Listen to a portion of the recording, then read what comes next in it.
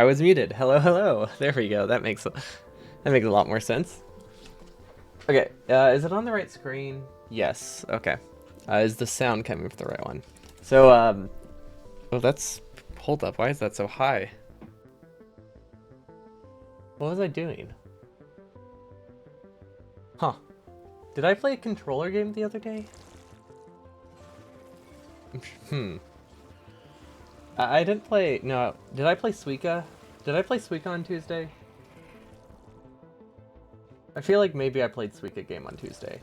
Because that's the only reason I can think that my mic would have been turned up all the way. Because I sit in a different position, so I have to boost it a little higher because it can't sit quite as closely to my mouth when I'm using a controller. But anyway, this is the wrong one. Not for you guys. It's the wrong one for me. There we go. This is the correct instance. I have the 100% file open in the background, just so that way when I switch to that, it doesn't take forever to load. Had to make sure that was muted. But yeah, we're finishing No Pipes today. We definitely should finish unless we get sidetracked again. But it would have been done. It would have been done the other day, but I spent I spent an hour, I think it was Tuesday, planning to do this again, planning how I could do this again, but in a much worse way. Because I realized, you know what? No pipes isn't that much of a challenge. Like we can use barrels. Barrels seem cheaty. Boilers seem cheaty. Those are things that seem unnecessary. So what if instead we just filled everything on site next to the oil patch? It would be a complete mess. But that is currently what I'm leaning towards. For some reason, I think that is a. I don't know if I can call it a good idea. It's an idea. It's definitely an idea of all time. Let's see. We need RCUs, which can be half built. I don't know. I don't know if we actually connected things. It looks like I was smart and connected things ahead of time because I knew when I got back, I wouldn't know what I was doing. So that way while I tried to figure out what I was doing, things produced. Nice. Okay. We're showing some foresight. We don't normally do that. Nice. That's progress. Finally learning how to play the game by planning. I mean, the planning isn't okay. If I'm being truthful, it's not the greatest planning, but there's some there. It is a non-zero amount of planning, and then these, yeah, right. All these are going to be incredibly full all the time because it's a 1-to-1 ratio of sulfuric acid to blue chips, of course, as one would expect. I guess yeah, these are just going to be really low until this gets in. Okay, that's totally fine then. Feel like feel like I just need a couple more of each of them, but I can't really do that with how I have it side loaded. But what I can do is put that there and have this one output upwards and then side load it here. So that way it doesn't mess up the dedicated sides. And then as always, we just prep the outputs. These will go to yellow science and RCUs. Let's see, where can we put those? I guess we can just do, is this a good spot for yellow science? Probably not. We're gonna do it there. Also, how's our roboports? Oh, whoa, this is way more than I expected. I thought we were having issues there, but I guess not. So we're just gonna put chest here, and that should work because we have way too many frames already. I guess because I quadrupled the amount of frames I was producing, I kind of didn't account for that. Okay, that should be fine. There's no reason to keep that producing. Okay, so we needed yellow science, we needed purple science, and we need just those things. Okay, yeah, that's simple enough. We'll just do yellow science here, which we don't have any prod mods in this. We're gonna craft those. We're just gonna place those later. Should we do it? Should we do it the normal way? Nah. I just want to get yellow science set up already, so we're just gonna do it like this. Oh. Except that spacing isn't right, so we're just gonna correct it. There we go. There we go. That way we can just get one thing set up right now, so I don't have to think too much about it. Because we're not super limited on these resources right now. We figured I might as well actually fully automate it for once, which is something I don't normally do. But yeah, I've never really sent. Well, I don't very often just send red chips or the frames directly through because usually you don't need it. But I'm thinking not for this one, but the redo. I think what I'll do is I think I'll aim for a specific science per minute because just launching a rocket. Also, that was a weird sound. It probably got compressed. I did a weird I don't know, like a cough. It was like a partial cough, and it made me sound like a cat. But I imagine it did not get picked up very well. Anyway, I think because well, okay, we'll see how no pipes goes next time, but there's not a huge amount of difference when you just launch a rocket, so I'm thinking it would be a little bit better to go for a science per minute number instead. Just because you don't have nothing's affected for the first half hour really. Um, Not first half hour, for the first half of the run. Not first half hour, for first half of the run. That'll work. And then we can send this along through to the rocket silo. Perfect. But yeah, since nothing really happens for the first half of the run, it just seems like stopping at the rocket silo doesn't seem like a great endpoint, just because it really didn't affect most of it, Because it's let's say you take 2 hours to get to this point because you've been prepping way too much steel, and then it would only be another hour or two to launch after that point, if you're just kind of messing around. The only issue is I was very much messing around and planning to do something even slower and spend most of my time brainstorming for a completely different run. But it was fun. We have some great ideas. It looks like we have not actually upgraded our mall, which is weird. No, no, we've upgraded it. I don't know what's happening. Maybe that stuff's out of reach. Oh, it's still waiting on power poles. Okay. They're just building in a really weird order. Wait, how many do I have? 200. You know what? We're going to do some more bots. We're going to do another 100 bots, because I did not realize I only had 200. That's nothing. There we go. Oh, wait. That was a mistake. How can I fix this? We'll just do this. And we'll give it a RoboFrame output. And there we go. Now we don't have to worry about it anymore. Yeah, that's what the other chest was for. Okay, so there's yellow science. It's not technically connected. And by not technically connected, I mean it's not connected at all. You know what, we're just gonna do it by hand. Bots seem preoccupied, and I think we have enough space here to fit everything we need for launch. Because really, this is a pretty large gap. We really just have this huge dead zone in the middle of our base. Because I think I was planning to put something here, and then I decided to do furnace lane. Oh, that's what it was. I decided to do steel furnace lanes. So I was planning to actually utilize that space, and then I made the build half as large as it needed to be by switching to steel furnaces, and now it's just now there's just a massive gap. But there's nothing we really need to fix there. And does this work? Yes. Yeah. Okay, perfect. And that's technically everything we need for yellow science. Assuming things can run. Do we not have enough power poles? No, bots are just still building this. I guess I did expect to be lost for a lot longer, so I did queue up a lot. I did queue up a lot of junk that I really should not have queued up.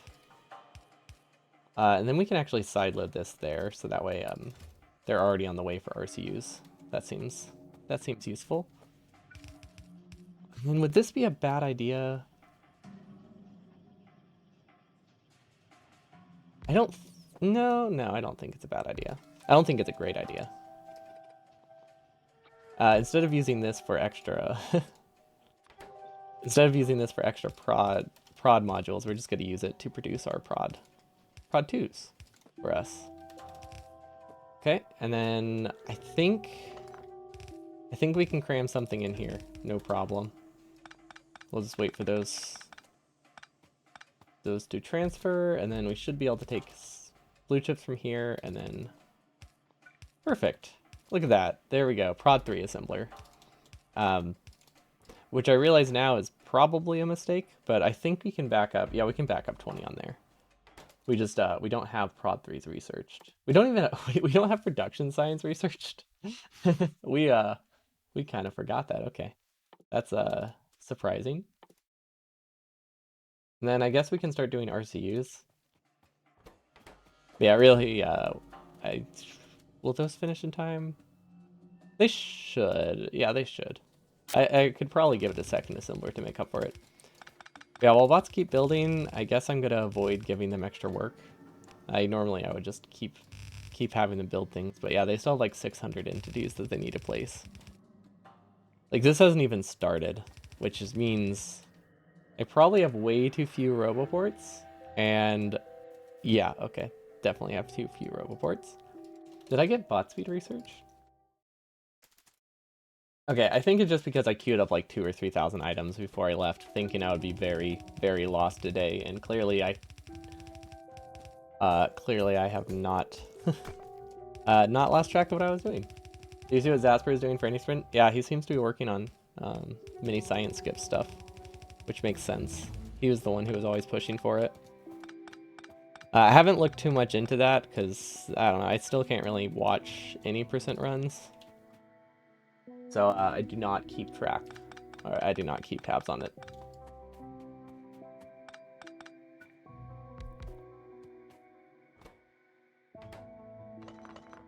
Let's copy this. Yeah, I know a vague amount of it, but, you know, it's not something I pay close attention to. For obvious reasons. Will this work? No. This goes here. There we go. I guess we can waste a tile. Again, this should be prod 3s. I didn't actually double check, but I'm pretty sure that's prod 3s. And then we need a lot of steel. Honestly, this part won't change like much at all. And I'm pretty sure we have enough plastic that everything should be mostly done by now. Yeah, we were really close to launch last time. But like I had somewhere to be, so I couldn't. Oh, wait, that won't work. I had somewhere to be, so I can't push through it. Couldn't push through it to launch.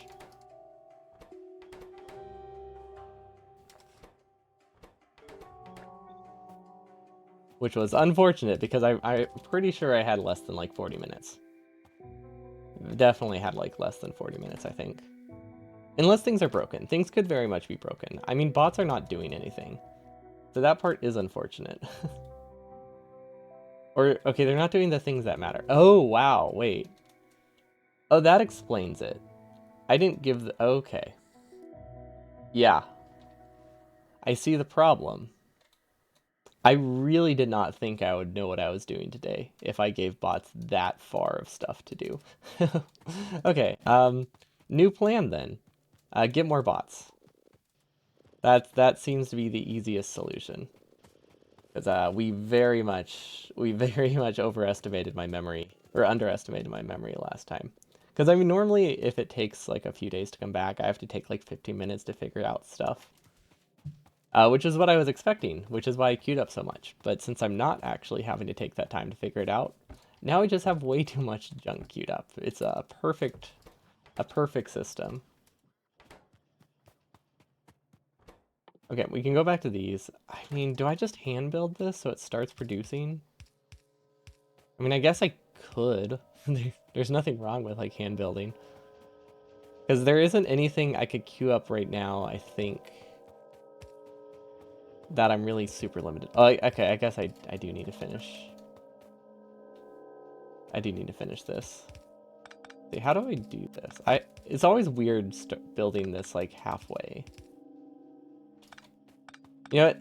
It's easier to do inserters first and then just drag. There we go. This makes so much more sense. It's not like I have to save, you know, a single belt here. Does this work? I think so. This doesn't have an underground. I don't think this tessellates. Oh wait, does it? No, it does. Okay, cool. I didn't overdrag. I was worried I overdragged here. Okay, so we should just be able to copy this down. And then probably hand build a lot of it, because if I had to guess, bots are not going to do it anytime soon, because they're kind of unhappy with us. Just a little, just a lot. They don't like us. They're not fond of the fact that we gave them like 5,000 tiles at least. How much did I give them? Oh, okay, yeah. Yeah, they're not. Okay, we gave them a lot of stuff. 5,000 tiles worth of stuff, at least. I see. Okay. It makes so much more sense now. I was like, surely they should be done right now. I only gave them like 20 tiles. Or like 2,000 tiles to build. Yeah, nope, that was very wrong. Let's see, what can I build? I guess I can grab some assembly machines. It's nice to know that I didn't underestimate myself. Or so that's a first. I feel like I usually completely misjudge and go the other way. Realistically though, I can't really get that much purple science right now. I guess we can get enough to get prod 3s and maybe beacons started. But like we're still gonna have a really long purple wait, because most of the resources that we're waiting on are for steel. Which is funny because I don't actually have a steel lane. now that I think about it. There is no steel lane on the way. It is just iron and copper. So we need to turn it into a steel lane if we actually want to be able to do something with it. You know what? I could just do power pulse first and then just be very lazy. Addiction timer? Oh, it's that thing. That's still a thing. I'm surprised they didn't can it. I'm very surprised that they didn't just remove that when everyone's like, what is this? Why does it exist?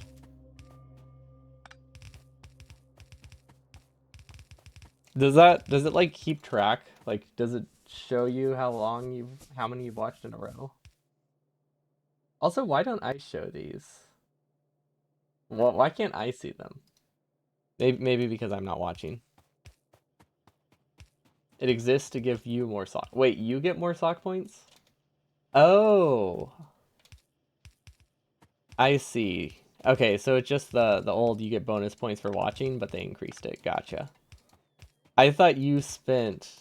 I thought it was saying you spent 350 points to let me know that you've watched 3 in a row. And I was like, what's the point of this? This makes a little bit more sense. It doesn't make a lot more sense, mostly because I don't have a ton of redeems. Which, I should probably do that. I might do sound redeems. I might make my taco songs redeems. Oh, that was a lot. That was a lot of modules. Okay, I mean, that's fine. Not really the end of the world or anything.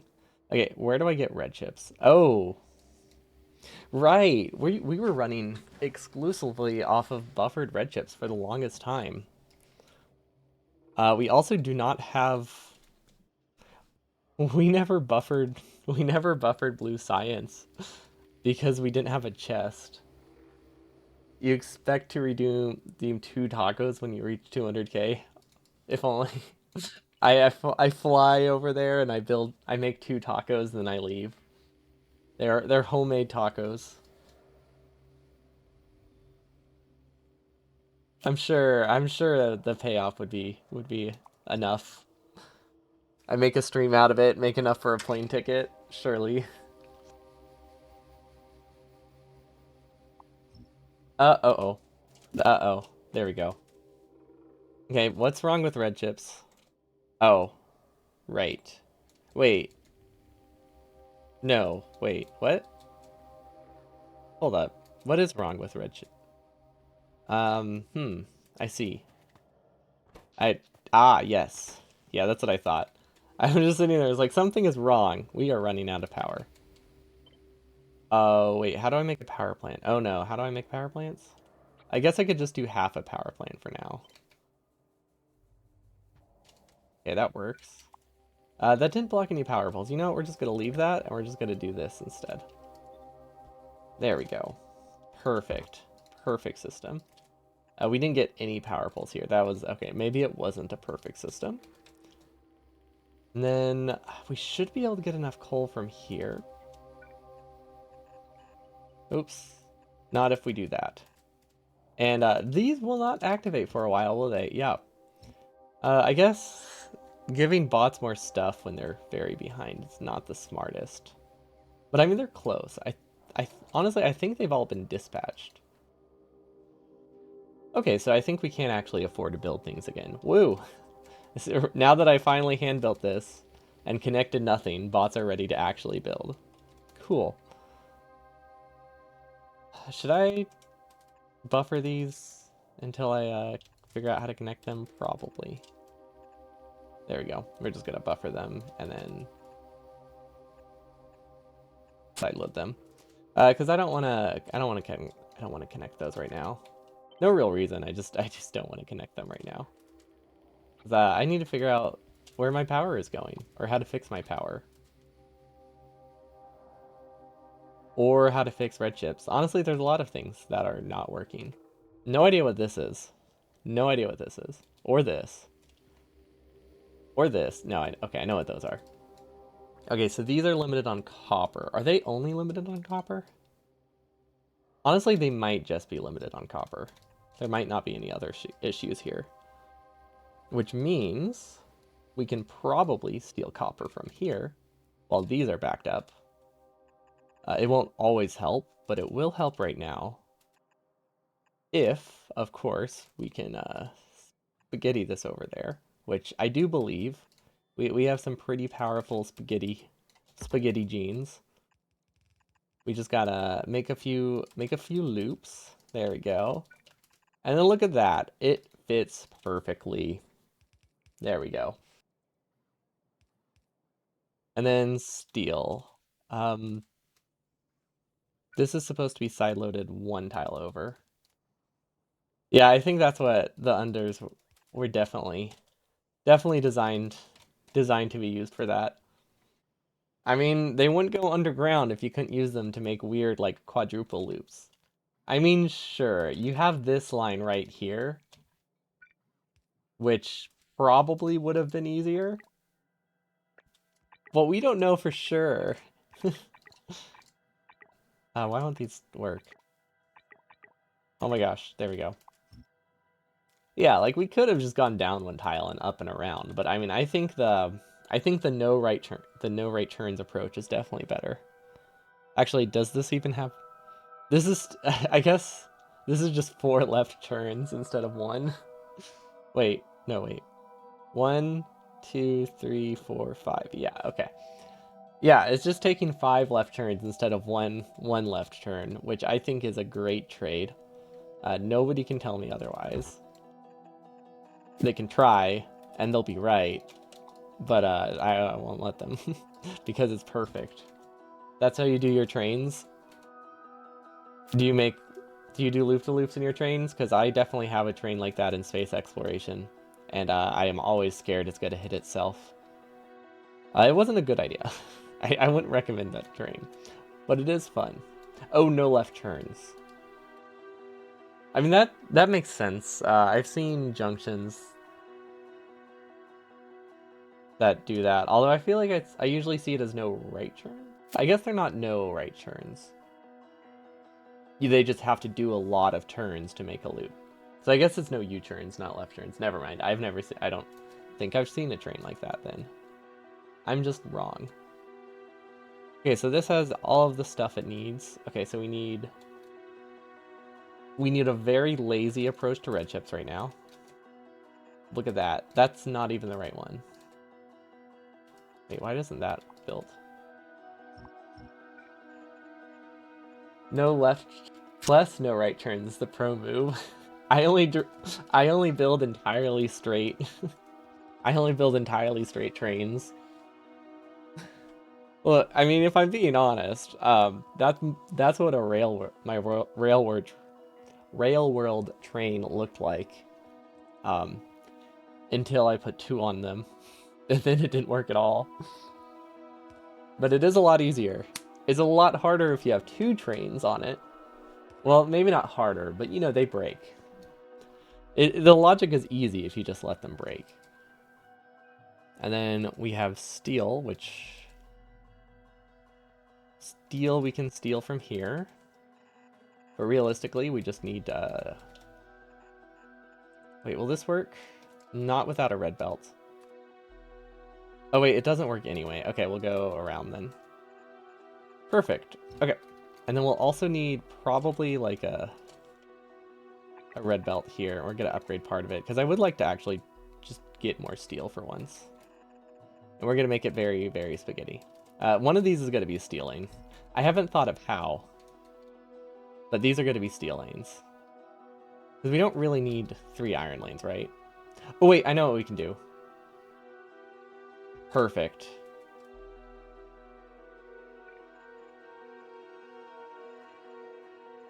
Nailed it.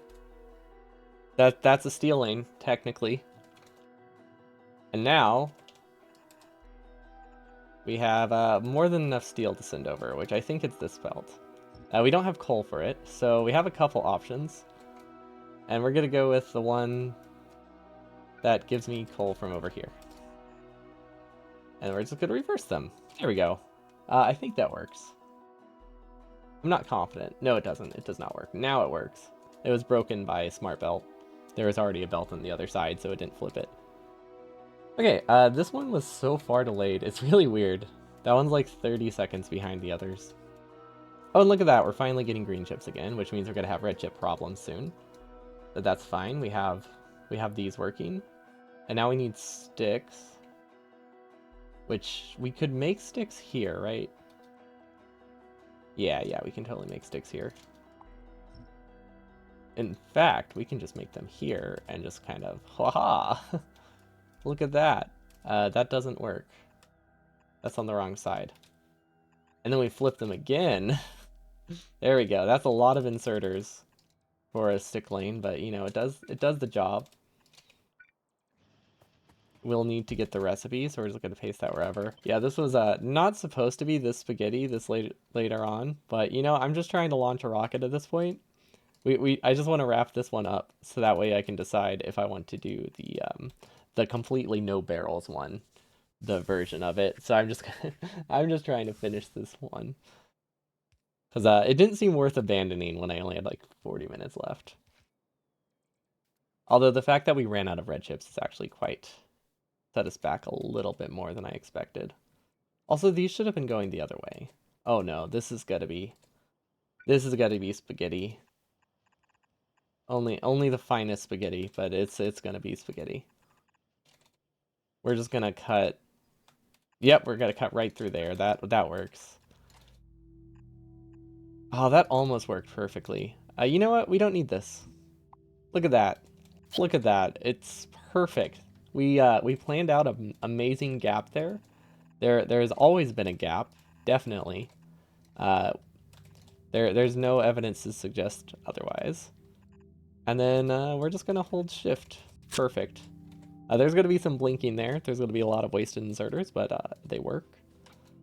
And then this is not that many labs. It's probably enough considering we have not produced a single purple yet. So it's ambitious of me to think I'll need more labs. Also, I haven't produced the labs at all. Like, we don't even have the full 3 rows. But, you know, now we have 5 rows. Or at least we can pretend we have 5 rows. Input. Wait, do labs require iron? I feel like they don't. Yeah, they don't. Oh, whatever. There we go. Now they'll produce faster. And then, how much did I need? That's 25 labs, right? I just gave it 100, so that's 25 labs each. Yeah, we didn't make 100 labs, we're good. Or 50 labs. Did we? We made close. We were close to 50 labs. Okay, so this looks good. What are we missing? Oh, sticks and stones. Which we should already have. Wait, that's not what they're called. Sticks and bricks. No. Stones and bricks. There we go. 3rd time's the charm. Okay, so that can go here. I think if we upgrade this... Actually, no. I think we should try to get this belt, like, through here. And I think we belt weave, because I think that's cool. Or wait, even better. Yeah, okay, that's a lot easier. Just a tad easier. And then to make sure this only gets the brick half of it, we just, we filter it out. And then this can be sent through to purple science. Okay, that was definitely easier than belt weaving. This is such a huge gap. I really overestimated the size of my base. Although I guess, in my defense, I was thinking I would possibly do a science per minute goal here. So I guess I was planning for more stuff, or a more sustainable thing, before I thought of the no barrel stuff at all. Because then that changed my goal to be, let's do that one first, and then make that one completely without complete science per minute, I mean. Give the new one a science per minute goal. Okay, these are working a lot better. Like, a lot better. Except for the fact that we're running out of power again. Is this not built? Oh, yes. That would be a problem. I see why we do not have power. Is there anything I can do to fix that? Probably. Are they missing boilers? No, I think boilers are completely automated. Or maybe I just made like 100 of them and thought it would be fine. But if I had to guess, I probably completely automated boilers at some point. Because I was using them as pipes. But it kind of felt cheaty, so we stopped doing that. Yeah, we need more power. I could do a power plant up there. Forgot about this power plant. Yeah. Let's not dwell on that one. I changed my mind. Actually, we need a power plant over there. That's a good spot for it. So these are not producing. Oh, yeah, that would do it. Perfect. Wow, those built really fast. I didn't realize Vlabs built that fast. I guess usually the limiting factor is inserter speed, because I usually only ever have like one yellow inserter, or even worse, one burner inserter. But we haven't had to worry about that for a little bit at least. Okay, will this fit? No, but I think if we make it a little bit shorter, it can. There we go. Okay. Perfect. This should be more than enough power. Okay, maybe not more than enough power. Barely enough power? Let's go with barely enough power. That's probably more accurate.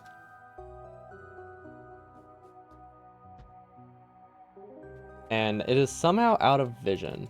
I'm so close to that. Is player vision that small? Is it only like 3 chunks? Wait, what's a chunk? How large is a chunk?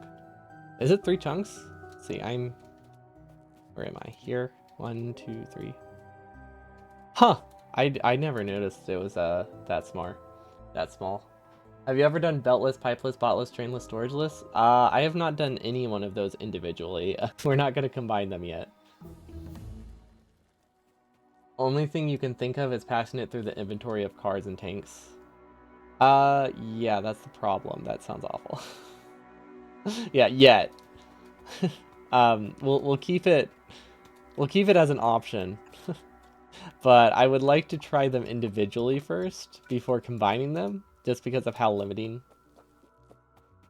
they would be. It is awful. Have you ever done it? Or are you just guessing?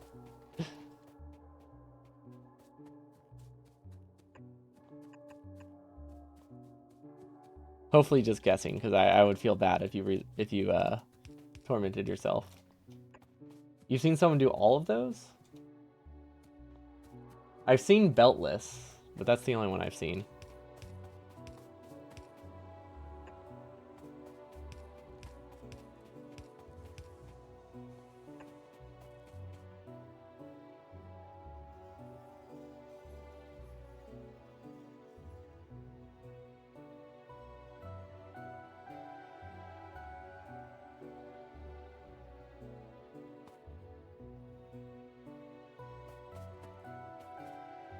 Well, more like they made a factory through item exchange of putting items in and... Oh, that part. Okay, like a car factory. Gotcha. Car stuff would be cool. The thing is, I'm debating doing barrel-less, and barrel-less means beltless isn't. Well, I mean, I guess technically it would be possible. Maybe. Have I tried playing normally but without any undergrounds? That's actually on my list. That's on my list for when I need a break from something like really hard. Like, after I do the Burner 100, I'll probably do that one. Just because I'll need a mental break. Because that one seems relatively simple. Like, not over... Oh, okay, so I forgot to remove that. It seems simple enough that I don't think would be super overwhelming. So it would be a good break one. But yeah, it's on the list. How long have you been planning for the Burner 100? Not... Well...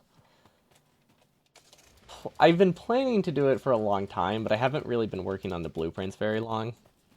Because we started it like a year ago, and then I did a run without blueprints, but I really wanted to do another one with blueprints. Just to see if I could get it down to a certain time.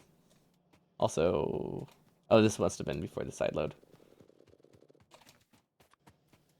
So I've been working on it, I guess, for like 8 months. I've only been working on blueprints for it for the past like month or two. I think it was like early December is when I started doing the let's do this in one sitting kind of planning, which definitely changes it a lot. Because I wanted to do it once without blueprints, and it took forever. But I'd like to do it in one sitting.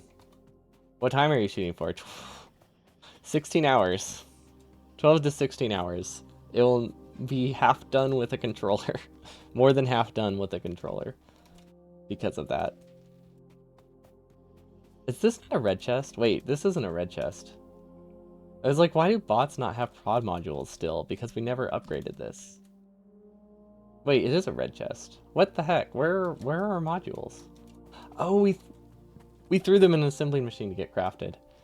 Okay, I remember now. I remember now. There we go. That's so much better. Okay, now bots can actually get modules. Do we have any purple yet? No. Okay, what's broken with stone? Oh, come on. Why is that there? How could that possibly be there? Oh, right. I was going for underbelts.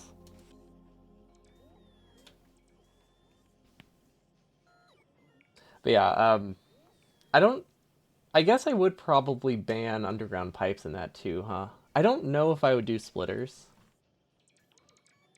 Because it would add more to it, but on the other hand, using splitters to like swap belts is also pretty cool. So it might just be a no undergrounds thing first, and we'll see how that goes. But potentially it could become no undergrounds or splitters either. No logistics research, basically. If it seems like it adds. Because if you limit too much, you run out of creative ideas. So it's sometimes fun to include less limitations so you can actually make something silly, as opposed to just, using underground. Using long inserters everywhere. You could use splitters too. Okay, will this actually work? Yeah, I'm assuming all of these just completely died. Yep, that makes sense. Are we out of plastic or something? No. Okay, why are we not making more red chips then? Like, I'm sitting here limited on red chips. And, yeah, that would do it.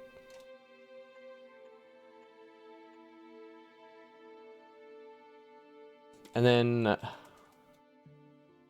do we have a full belt of plastic before it split off? Yes, we do. Perfect. Kind of.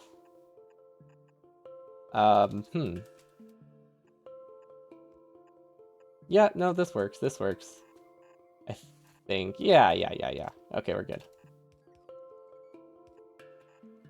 We don't actually need a full belt of... I guess I did need a full belt of plastic, because this is only half a belt of green chips. Unless I do a red belt. I could do a red belt. Also, this is not much space, is it? Yeah, no, this is not much space. I think we have to... there's some extra inserters in here. That's fine. That's fine. We just need something to work. We're just trying to get the rocket at this point, right? Doesn't have to be pretty. We abandoned that long ago. When we banned pipes, honestly. We haven't tried to make it pretty since the run started. Because if we use barrels and direct feeding for everything, it's just not gonna be attractive. And then, can I get this to work? Not really, so we're just gonna sideload it. And I think it doesn't matter what side stuff goes on, right? Oh, it does. Oh no. Okay. Long, fast inserter then. You wonder if streaming this game would make you better? Having to explain your thoughts and goals could help you suck less? I don't know. I streamed this game and... yeah. um, let's see. Where's that thing we made earlier today? What was it for? Oh, there we go. I streamed this game and this is what we did. Instead of that. So I would say it does not necessarily make you better. Although I think it just depends how much you like spaghetti. If you try to avoid spaghetti, it probably helps. If you just embrace it, it just worsens the spaghetti. It's inescapable, really. Okay, this looks a lot nicer. And then let's do red belt halfway up.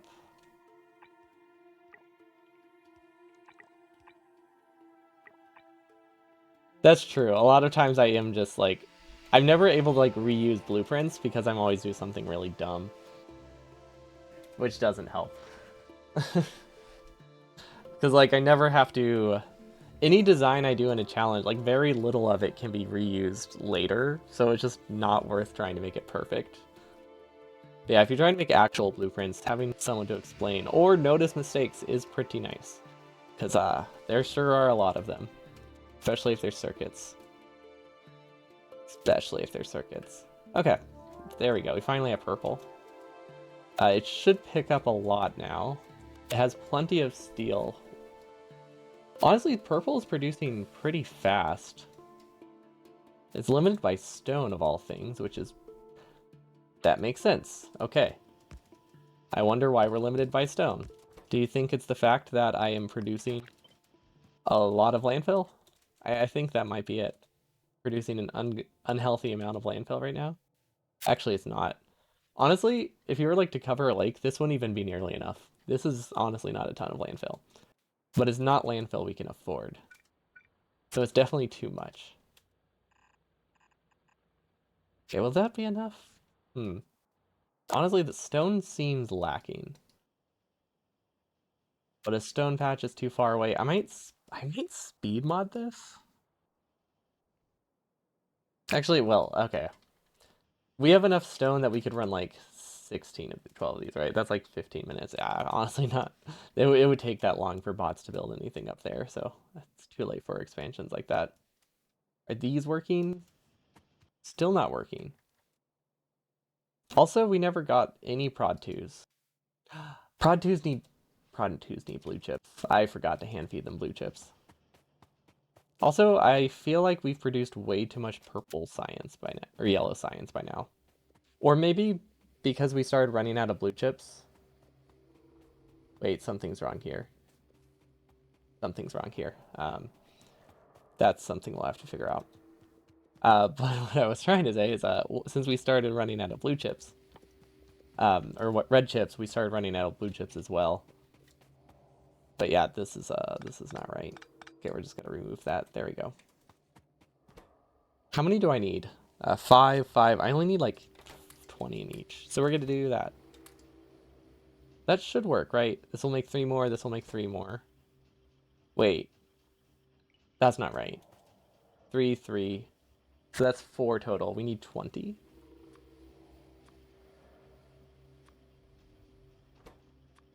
So that's still too little, right? Wait, what do you need for them? Is it 16 or is it 20? I can never remember. 5 times 4. Okay, so it is 20, which means we need another 40? No. We need a lot more. Honestly, we probably do have enough blue chips. They're just kind of very much mixed in with the speed modules, so we have to clear the entire belt. Fortunately, we have the power of random chests everywhere to help clear our inventory as we do this. Yeah, I feel like we're just done with these. We have to be. No, there's no way we're not, right? Yellow science. It's not called yellow science. Utility science? Okay. Yes. That is where That is where our blue chips have gone. I see. Well then, that is a very easy fix here. Perfect, look at that. We solved our blue chip issue. And now we can just redirect this to RCUs, which we're gonna make right here. We're just gonna drag this through, because why not commit to this spaghetti at this point? And look at that, we have red chips, or RCUs. We still don't have rocket fuel. I'm hoping that rocket fuel is done, because we have been slowly producing it this entire run directly at the oil refineries. So I'm just kind of hoping there's 700.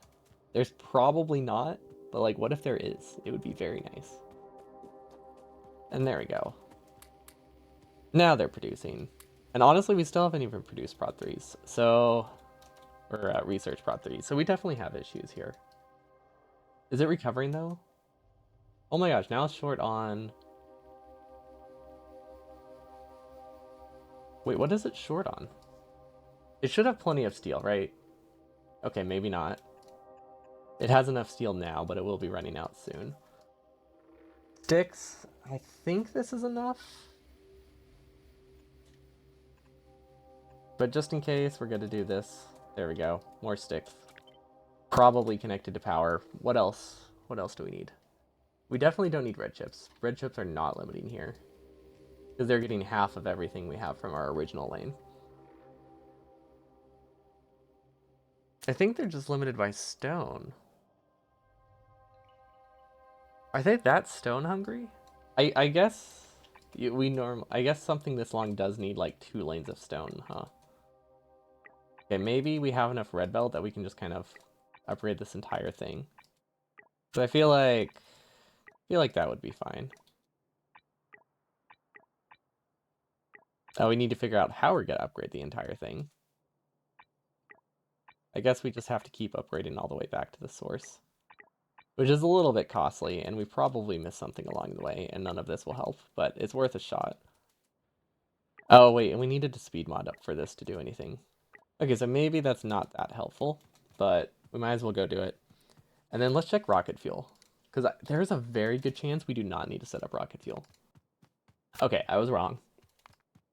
But we're close. We only need 100 more rocket fuel, which I don't know. Are we producing light oil anywhere? Am I producing light oil anywhere? I don't think I'm producing light oil anywhere. Or I think I am at like 2 different spots. I really don't remember where we're building things. Huh. We'll have to, that's not how you build RCUs. We'll have to figure that out. We're just gonna copy this up. And then do it again on the other side. That should be, honestly, should be more than enough. This is a decent amount of RCUs, right? No, that's actually not. That is very few. I don't know why it felt like a lot more. So we're gonna split it. That way we can recombine it at the bottom. Completely unnecessary. 100% unnecessary. But there we go. Now we have a nice little loop. These can just back up on the belt for now. Or we can just put them in a random chest. I think we're gonna put them in a random chest. There we go. Look at that. RCU storage. Perfect. RCU's done. Kind of. Don't know how fast they'll produce. Probably way too slow. We also need... we need 1 stack of these. We can't really do that. Not remotely. But it looks like purple is starting to pick up now. So concrete next, I guess. Concrete we'll have to do directly on the water, because I don't want to use pipes for that. That's... Wait. Where's the easiest spot for this? Technically that spot's pretty easy, but that spot is also pretty far. So I imagine we just grab a bunch of landfill. I need more offshore pumps as well. Definitely need some offshore pumps. We need 1 per assembling machine, and I want to do 10 assembling machines. Yeah, 10 assembling machines, which also means we need 9, 4 by 3, 12 times 10. We only need 120 landfill. So yeah, we have more than enough here. North next to oil. Yeah, if I wanted to build it like sustainably, we could do that. I was just gonna hand feed it a bunch of junk. But yeah, I definitely could place it up there.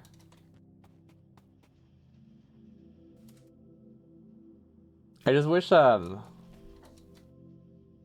wish it wasn't so far.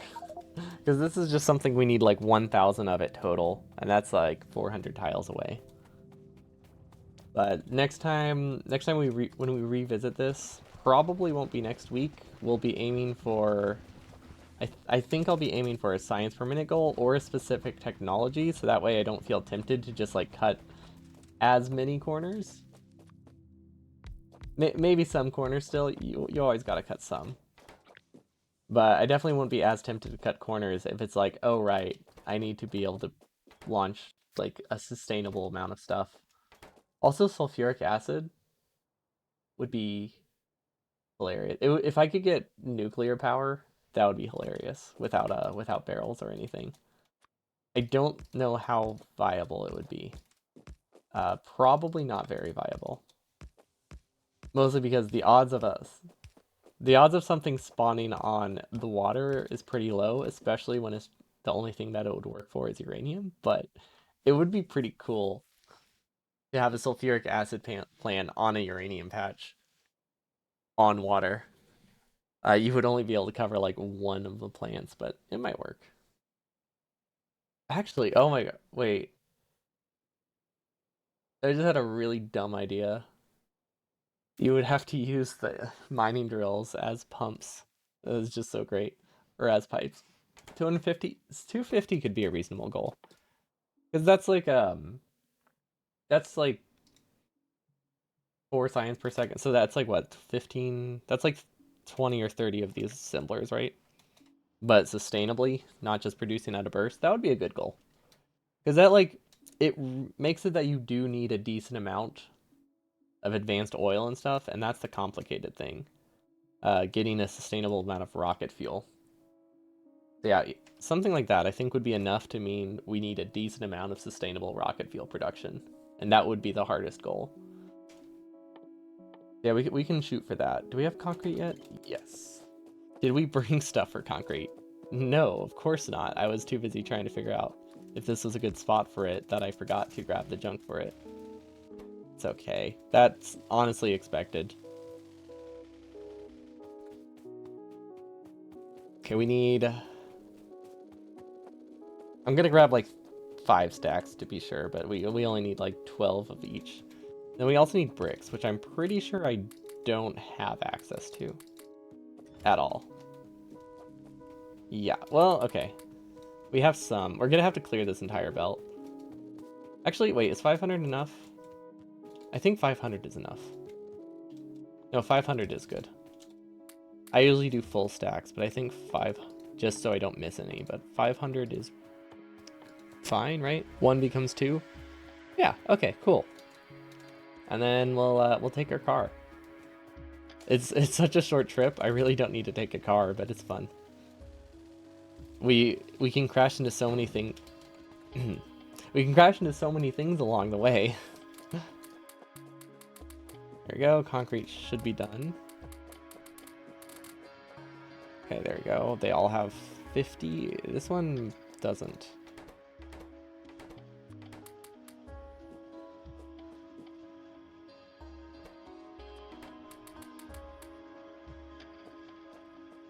I think that's good.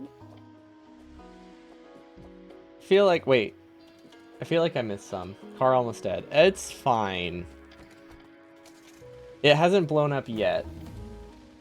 So it's okay. We just need to not crash into anything for the rest of the run. But like as long as your car still works, you're good. That's the rule. So we lost the car, but the power pole is fine too. You know, there's not a power pole anymore. So yeah, I did not see that power pole in the way. I don't know if that excuse will hold up in court, but it's worth a shot. But hey, look at that. My car has been here this whole time. This is my only car and has always been my only car. I was hoping I would at least get like 5 more feet before I crashed. That was great. Driver's license revoked again. Joke's on you, I never had one. That's why I keep hitting all these power poles. Is this good? Okay, it has purple science. Oh, it's... Wait, it's stick limited? Oh, this... Right. This is just getting the dregs of the iron lane. And it's not even getting a balanced amount of it. Okay, yeah, that would do it.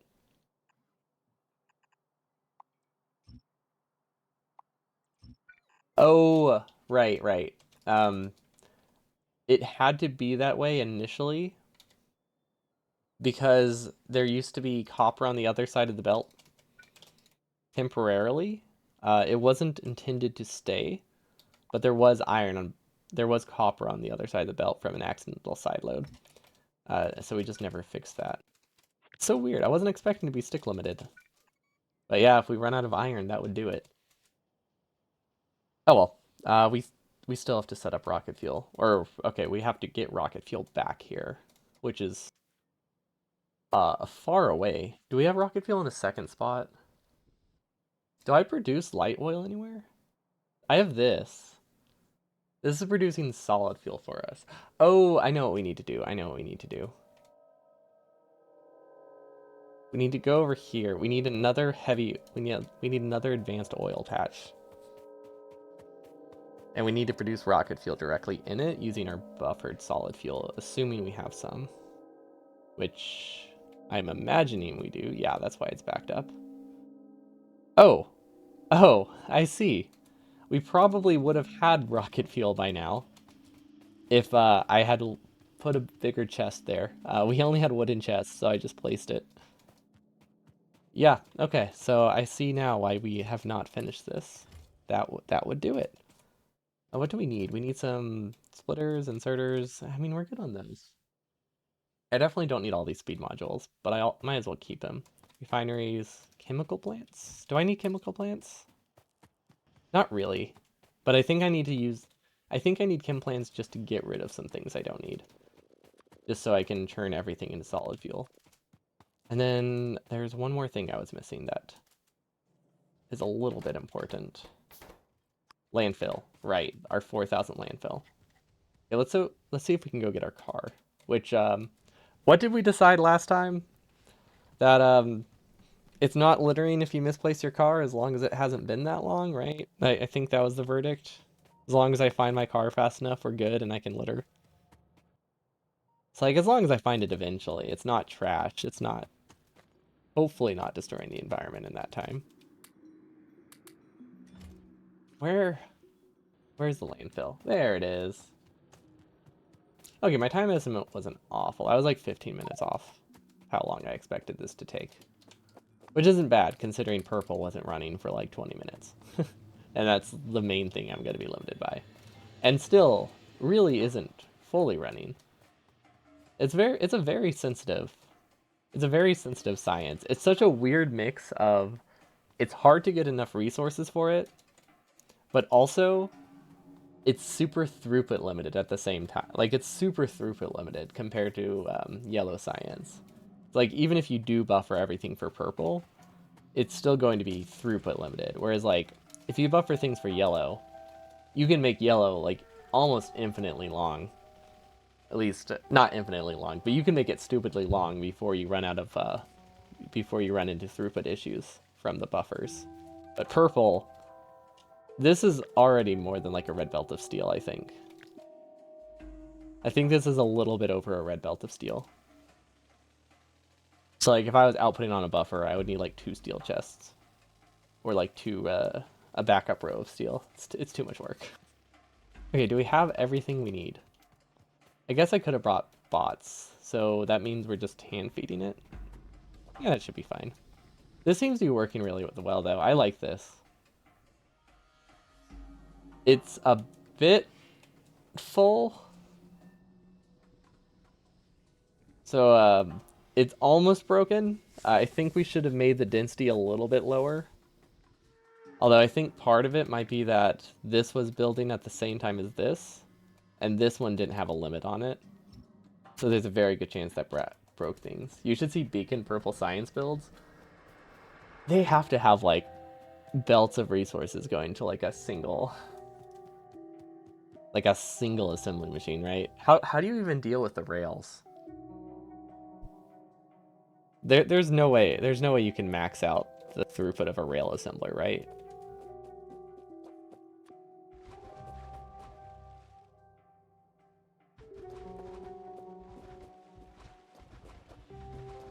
Okay, maybe not no way, but I can't imagine outputting. Oh wait, did I do this right? Yeah, this is right. Oh yeah, this is right. Not correct?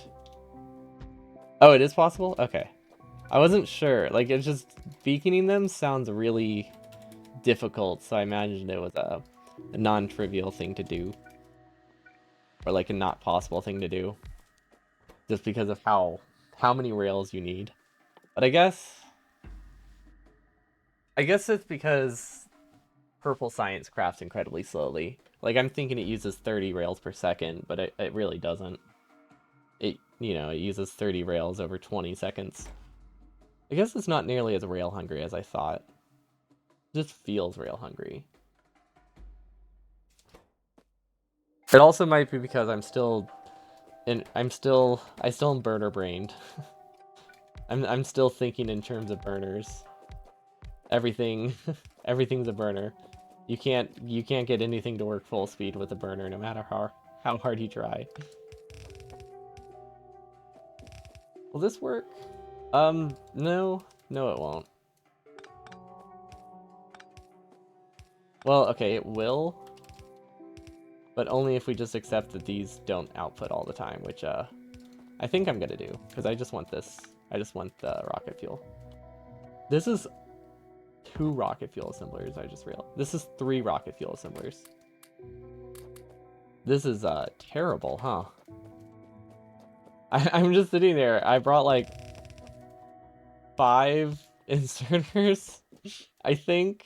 And I was like, yeah, I'm gonna go fix rocket fuel. That won't be a problem at all. Who was I? How could I believe that? How could I believe this was enough? You usually do like 60 rocket fuel assemblers, and I'm sitting here with 4.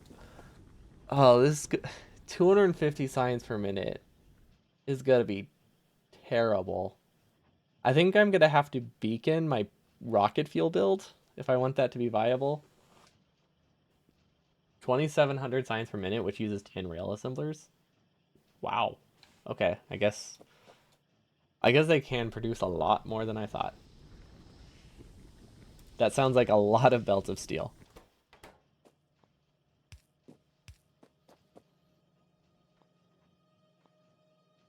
Can I make this work? Yes. Okay, rocket fuel. That is not very much. Can I expand this? What do I have on me? I can redesign this to use entirely long inserters, but then I run out of undergrounds. Oh my gosh. I can extend it 1, which I guess is better than nothing.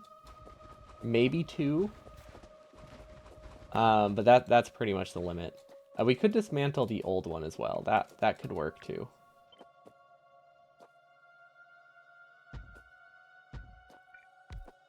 And I'm assuming we have enough of everything else. Yeah, this does not work like I was planning.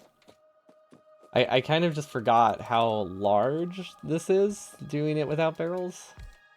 Like, considering this was supposed to just be a proof of concept, yeah, I'm glad we tested this. Because I was thinking of maybe aiming for like a higher science per minute goal. But yeah, this 1-to-1 ratio is really rough. Because I would need, especially since I would only be able to do these directly on like 2 of the oil things for every patch. Or like two pump jacks for every patch. Because, yeah, you can't fit that many. Maybe 3 if I'm lucky, but 2 or 3 is the most I'll be able to get. Okay. Glad I didn't set my goals that high. How do I do this, though? Hold up, how do I do this?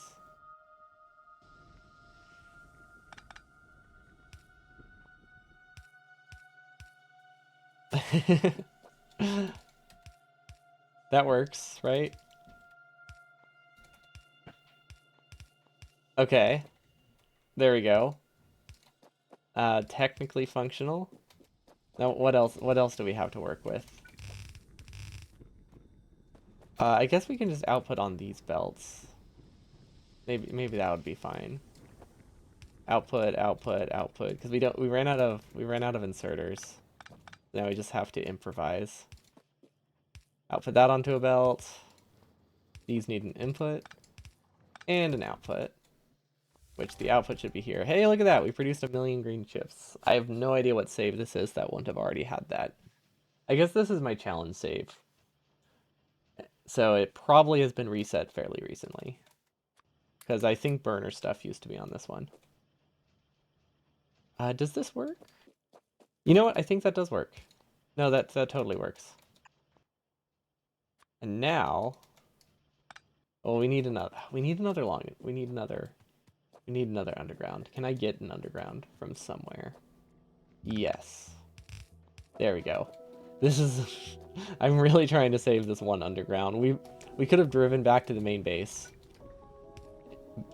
By the way, we 100% could have driven back to the main base by the time we had this figured out.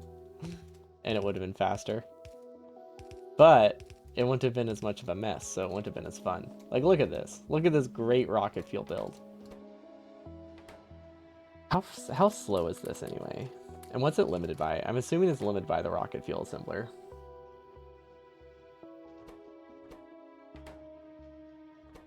So what does that mean for me?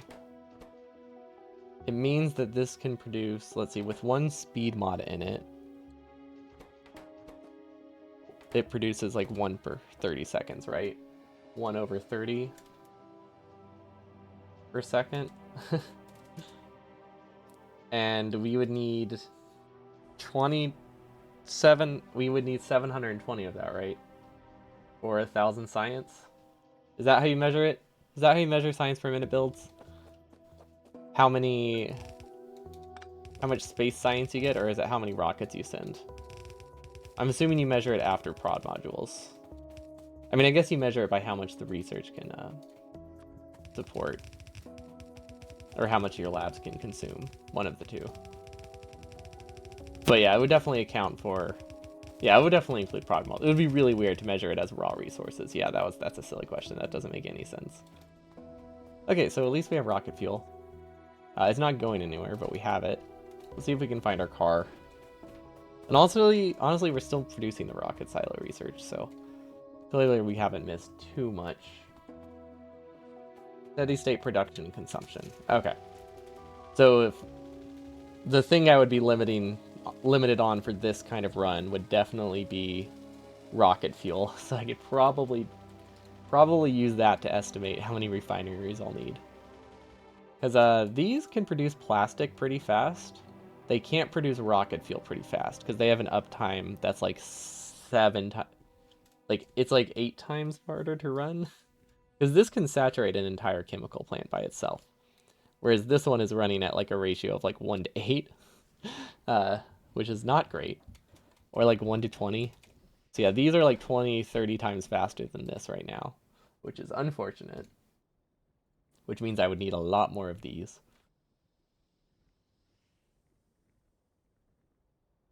So for 250 per minute, I would need 4 rocket fuel per second. Okay. So I will need to find... Well, a little under that. Probably more like 3, actually, with modules and stuff. I'll need to find about 100 oil patches to connect like this using flamethrowers. Okay, that's gonna be something. Yeah, 200. I'm glad I didn't aim higher than 250, because if I do that, that's a lot of oil patches. Or not like full oil patches, but I can only get like 3, so I would need like 30 unique oil patches probably to get that. And they all have to perfectly line up with water. That is also a big if. I might make it... Honestly, it might be easier if I increase the water size. I was thinking I might do it on default settings, but with how many oil patches it needs, because I might have to increase the density. Because it would just get way too large. Because like, even looking here with some resources turned up, this would be enough for like 5% of my base or something. 5 or 10% of my base, everything I can see here. And this is like a desert map with the resources at like 200 or 300%. Yeah, definitely, definitely might consider upping those. We are red chip limited again. That makes sense. That's fine. Oh, it's because we started running out of plastic. Yeah, that makes sense. And then I needed belts. So we need to grab a bunch of belts. And also underbelt as well. We don't really need this landfill anymore, so we'll leave half of it. Because we just need to go get that rocket fuel and bring it back. And honestly, with how long purple's taking, because... Yeah, we're definitely running out of red chips. With how long purple is taking, we should not have to worry about belt delay that significantly. We could also just put rocket fuel in a car. Because I think we have rocket fuel, like, done now. Yeah, it's technically done. So I don't even need a belt. We can just cram it in the car. Which... It might not fit. How many tiles is in the car? It barely fits. Okay, if we fill this car chock full of solid fuel, will be great. That's a new goal.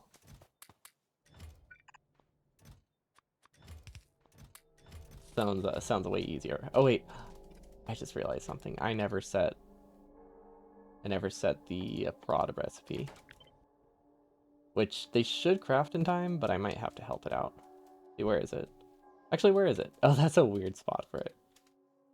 Okay, so this never actually worked. So we are missing prods, a lot of them. So I say we deconstruct these. Except for like 2 of them. There we go. And maybe add a prio here. Get those working. Can we add a prio? Let's see, do we have a splitter? Yes. Because we are a bit far away right now to do this manually. We just have to kind of force things to the right. And there we go. Now we just start filling our car. Which, this is a mistake. We're gonna save. I'm putting a lot of stock in my ability to drive a car right now. How do I drive it safely? That's the question I need to answer. We're gonna drive very slowly because we don't have a repair pack, and this car has every ounce of rocket fuel we need for launch. And if we lose it, it takes us like an hour to get that rocket fuel back. So it's not something I really want to happen. I could probably just not put it in the car. That would be a better option, but I feel like that's not suspenseful enough. Like, when you're playing Factorio, like, it's a game about suspense. It's a thriller. Everyone knows that. That's what Factorio is known for. It's not automation. It's really just a psychological horror type game. But that should be all the rocket fuel we need. And then we're just gonna leave that there and think about all the automation we could have done and decided against when I realized how close launch was. And if we want to make it even scarier, we could do this. Put some rocket fuel in it. Okay. You know, I think having like an hour of lost time weighing on me is making me a little bit more cautious of a driver. Which I think is a good thing overall. Good night, Tice. Have a wonderful evening. Oh, wait, I thought that was a rock. I got really scared. And then, oh, look at that. The silo's at like 93%. Yeah, we're not going to get prod 3s in time.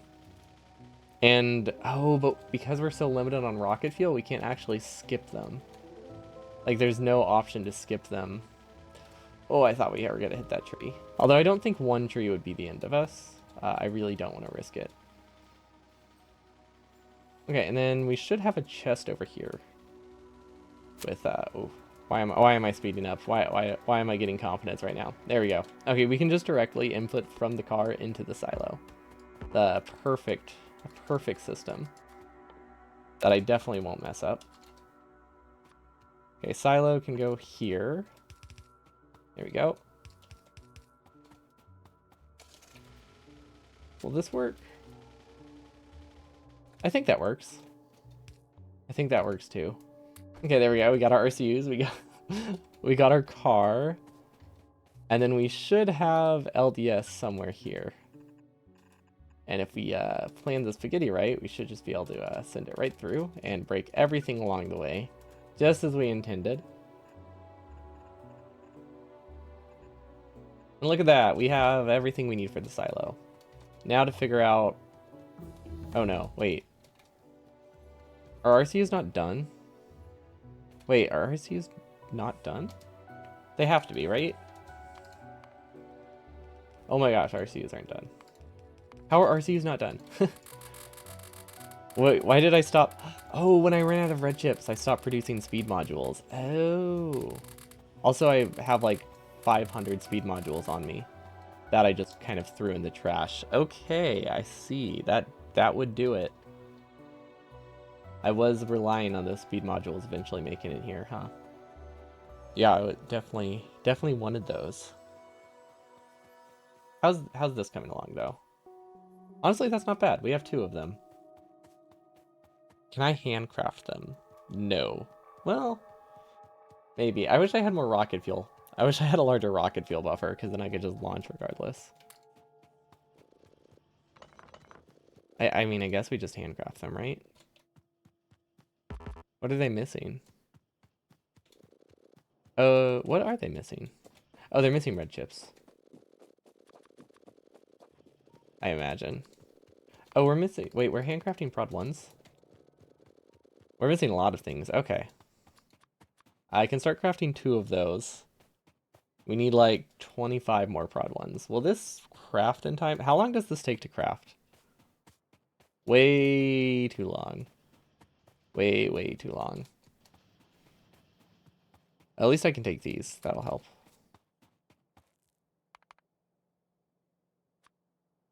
And then we'll wait for that to craft before I do the other one. Okay, so that should give us 3. How much rocket fuel do you think I produced in this time? Maybe I have enough rocket fuel now that I can make a second trip. Honestly, yeah. This is good. We can start the silo. Oh wait, can we start the silo? Oh wait, we can't start the silo. Because I just realized we don't have anything we need. Okay, that will work. Okay, then half, and is that enough red chips? I think we're red chip limited there, because they're not evenly split. Because we still need to make the silo, so if I just queue these up, they should be fine. We only need 10, right? Okay, hopefully that ratio is right. If not, it'll be pretty close. It'll only take like 30 seconds when we get back. Now we need to scrounge around for processing units, because those are also something we stopped producing whenever our base stopped working.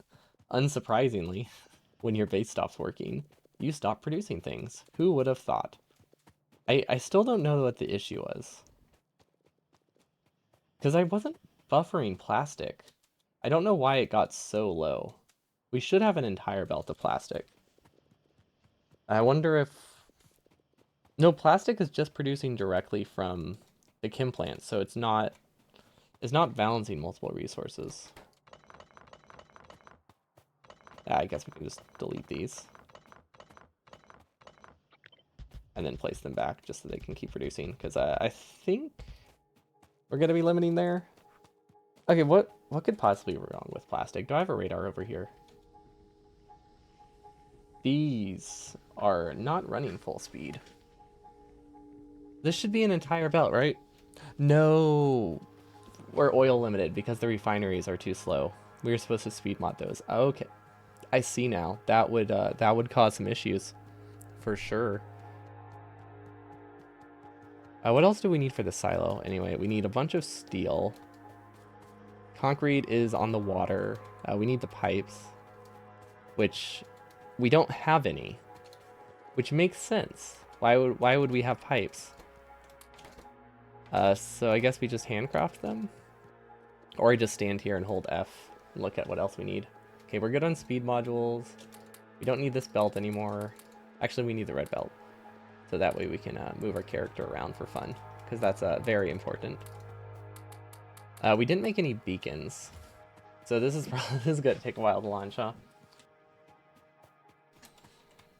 What else do we need? Can I set up beacons? I think I should set up the silo and then start working on beacons. If it's taking too long, because I think it will. I think it will take like 5 or 10 minutes without beacons. And then we're out of steel. I hope this is backed up. Oh, this is very backed up. Okay, so we actually made a purple lane that wasn't steel limited for once, which is very surprising. Not necessarily a good thing, but at least it's not purple limited. It was limited by red chips because we ran out of plastic. But I guess that makes sense. It is a this is a pipeless challenge, so like the harder things are not going to be, or the limiting factor is never going to be availability of ore. It's going to be something to do with fluids. So it is plastic limited purple, which does track. And then that should be everything we need, right? Yep. Okay.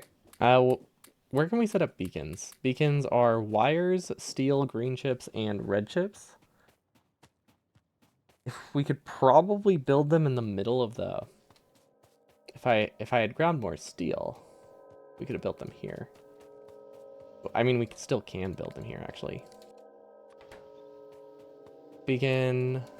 Let's grab enough for handcrafting 1 beacon. Then where do we get more red chips? Oh, we just steal. Let's just steal them from blue. Oh, these don't have any in them. Oh wow, we are very, very starved for red chips.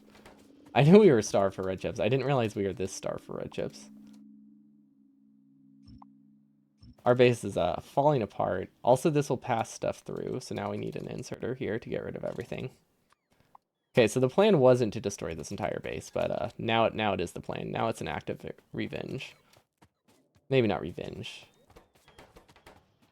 We can go with revenge. Yeah, it's revenge against this base for not having pipes. That definitely the sentiment I'm going for. And then we need steel. Okay, I think technically this will work.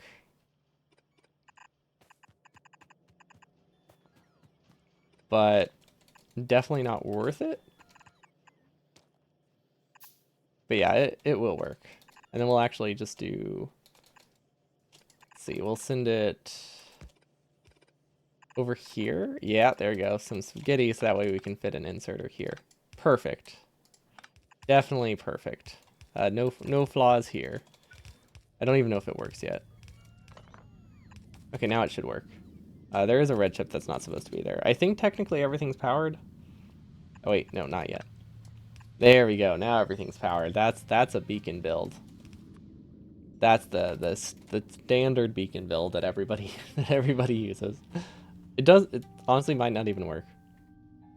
I think it's connected. No, it's not. Well, is it? I don't know how this sulfur ended up. Oh, okay, it almost worked. But we didn't finish cutting purple correctly, or blue science correctly, so it did not end up working. It was close, though. I also just realized I could do this. Which doesn't really change anything, but it does look a little nicer. There we go. Okay. Now we can start launching. We have all the speed mods we need. All 17 of them. Then I feel like we definitely have a lot of speed modules somewhere. Oh, we don't. Okay. We definitely put like 250 of them in a random chest, right? Like, I swear that happened. Is it over here? Yeah, okay, there's the rest of our speed modules. Wait. There we go. That was close. Then we have a beacon. Power it, give it a speed module, and then let's go grab more rocket fuel, because I'm pretty sure we spent too much and we might be doomed. What should we launch? Should we launch a pipe? I feel like I should launch a pipe.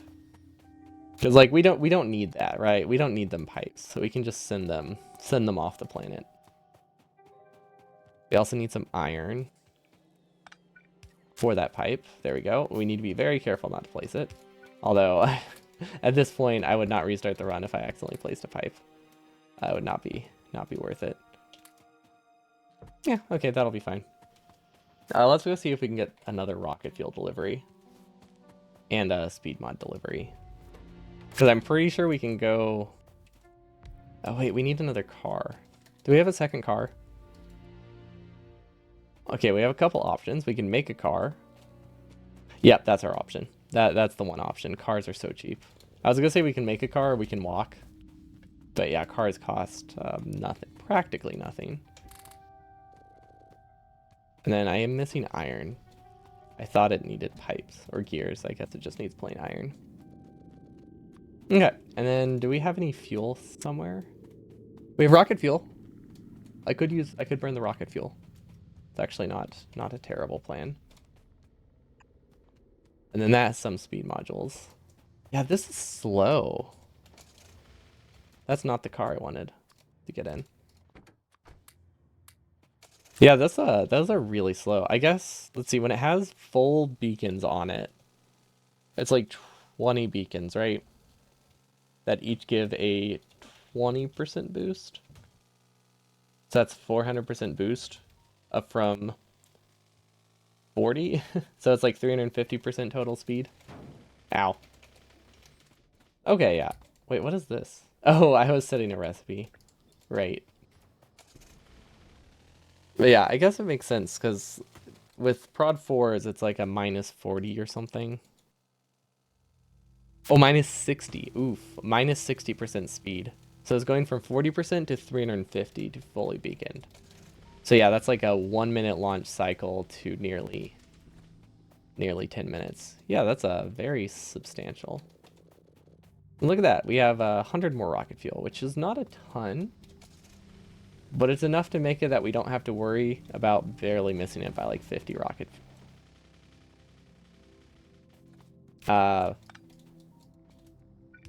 it's like nothing happened by like 50 rocket fuel. I figured better safe than sorry. I mean, it's not like we have anything we can be doing to speed it up anyway. Everything is just with everything needing to go on a belt. The belt delay is really high. Because the nice thing about pipes, you know, is that the fluids travel almost instantly. Not quite, but pretty instantaneously. So if you're running low on oil, it's very easy to just make something to get more oil later on. But when you have to get that oil to you based on a pipe, based on a belt, it's probably going to be like an extra 10 to 15 minutes before it actually gets to you. Depending on how your resource chain is set up. But realistically, it's probably going to be like a 15-minute delay to speed something up. Whereas with a pipe, you can just like plop it down and voila. As fast as you can drag a pipe, you'll have it. Maybe not 15 minutes. It could be 15 minutes, honestly. Belt delay is pretty rough. Okay, there we go. Why is it launching that? We need to launch a pipe. Okay, it definitely had enough stuff. Okay, launch the pipe, and there we go. That is, that was Factorio without a pipe, without pipes. But, yeah, I think it needs something more. I think it definitely needs something more to make it a little bit more interesting. Or a little bit more messy. Factorio pipes, but actually good. but also not. But do it with no barrels. There we go. Hopefully I don't forget that. Yeah, I mean, that was fun. I did like that. It's just there's only like an hour there was only like an hour or two window of actually doing things without pipes. Which is why I think it needs another goal on top of that, like either a science goal, so that way you have to keep doing stuff without pipes, or more limitations. Like this thing. So this was really fun to build. So this would be no pipes, but also no barrels. So that means I have to build everything directly on water. I think that would be pretty cool. That adds fun to it.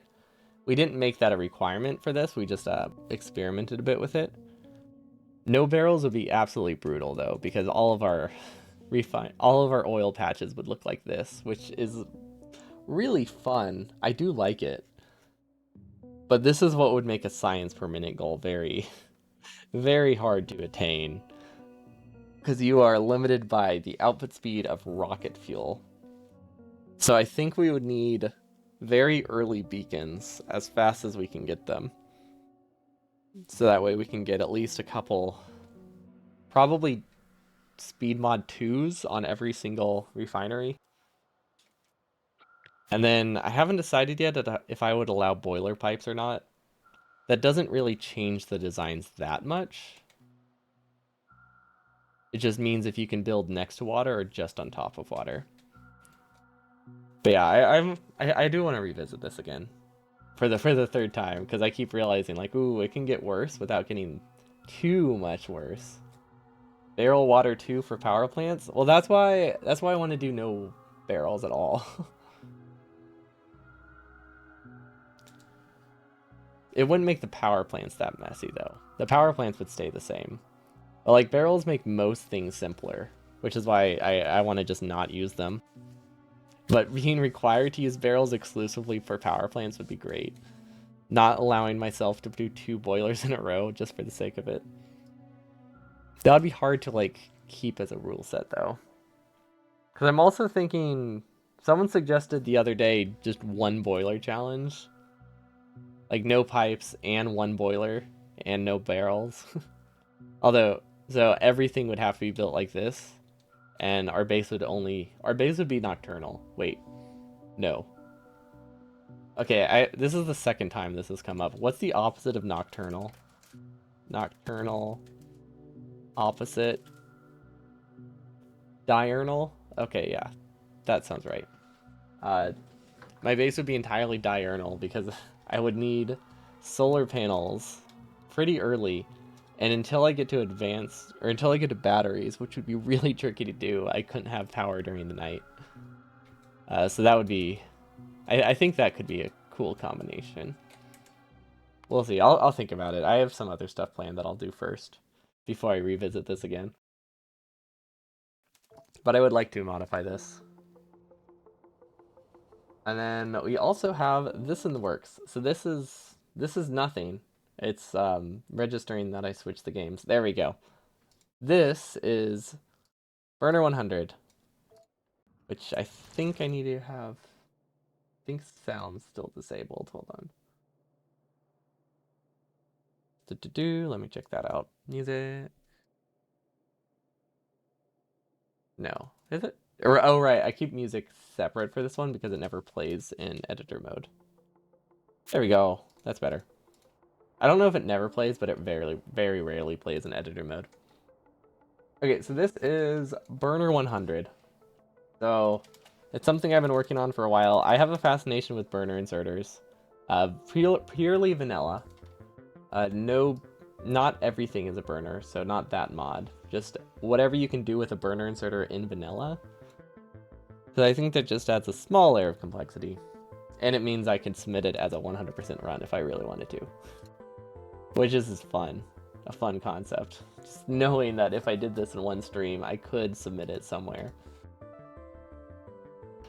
But yeah, we're at least get like a rough layout for the starter base right now.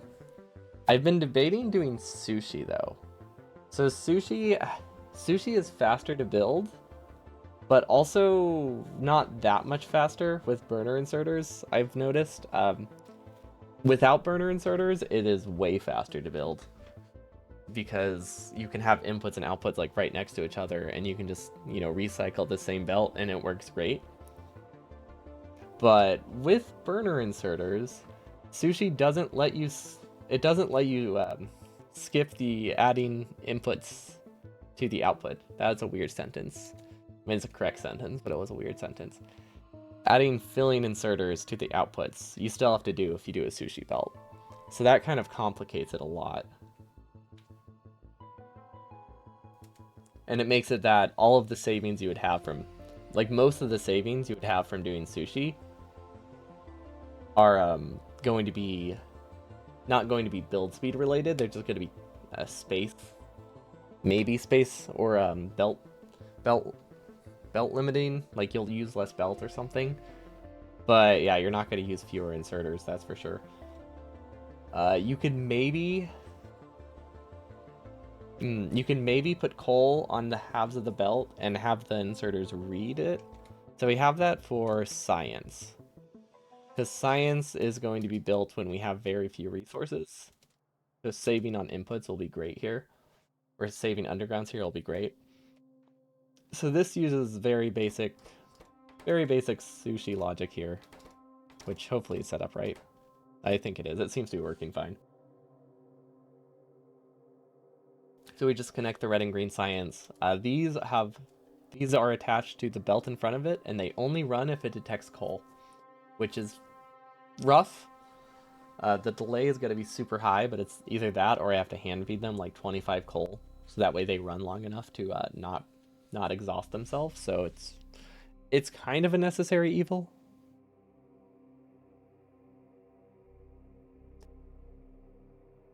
Maybe not.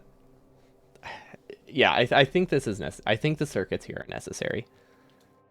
Also, it does look really cool seeing a Sushi Science belt that also has coal and blue science on it. It's just a weird combination.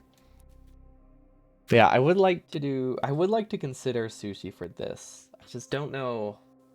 I don't know how I would. I could probably do Sushi blue science, right? Would that do anything? I want to say no. No, it doesn't.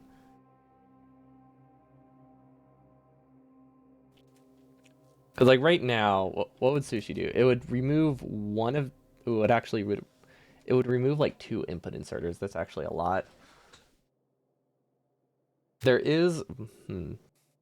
Maybe I should do partial Sushi, like Sushi, but not self-feeding. That could be decent. It would remove a lot of belts. It would remove a lot of inserters, but not all of them.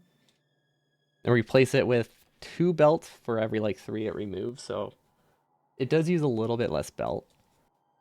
I think it would be hard to do Sushi for the red chips to get the throughput. So I think these would need to be dedicated. Can I do Sushi for these? No, there's no reason to. Never mind. Well, technically I could, but yeah, there's no reason to when you can just get dedicated belts, no problem. What else? Plastic, yeah, none of this stuff should be Sushi. There's no real reason. Those are all 2 high throughput items. High throughput items I don't think are great with Sushi. It's really the slow crafting recipes with more than like 3 inputs. It really shines, like blue science and stuff. It's very, very slow crafting.